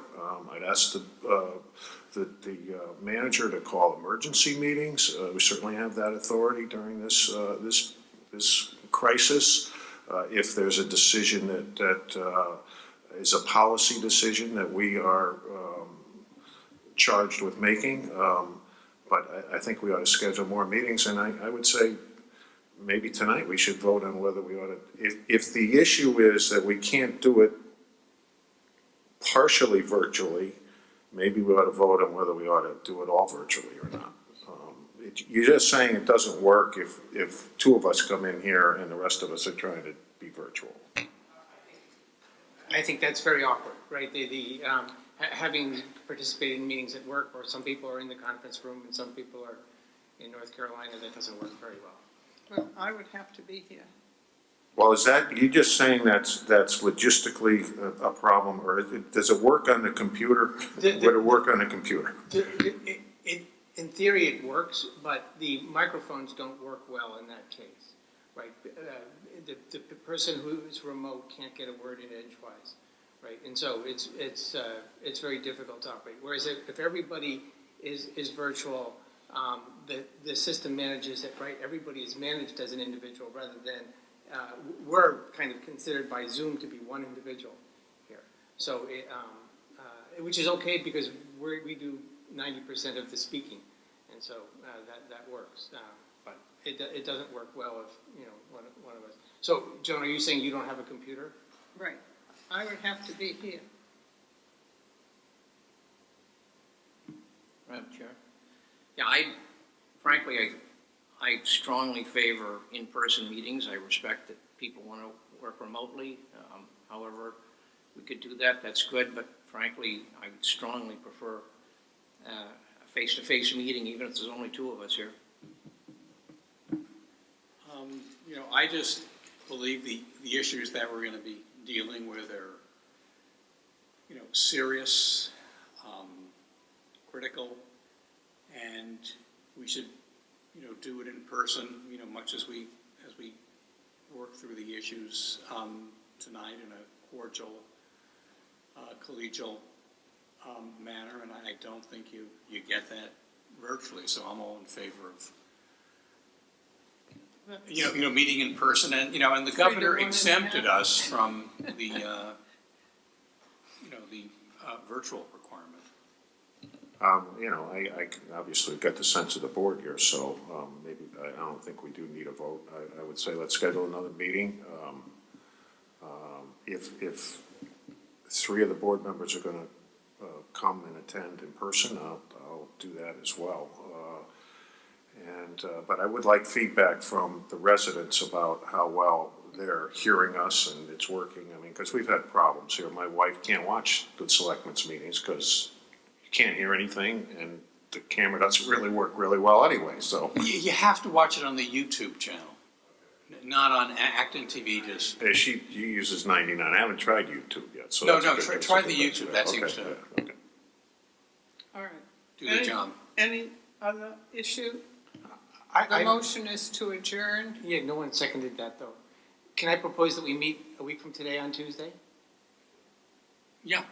Yeah, I think the Board of Health is meeting Thursday again, right? And they Yeah, might meet the Monday after that, too. They're meeting Thursday and Monday. Okay. So I propose that we meet next Tuesday at 7 o'clock here. Yes. Motion made and seconded. All those in favor? Aye. And now the motion to adjourn. Now I'll move to adjourn again. Second. Okay, motion made and seconded. Further discussion. All those in favor? Aye. Thank you. Thank you very much. And thank you for your technical assistance.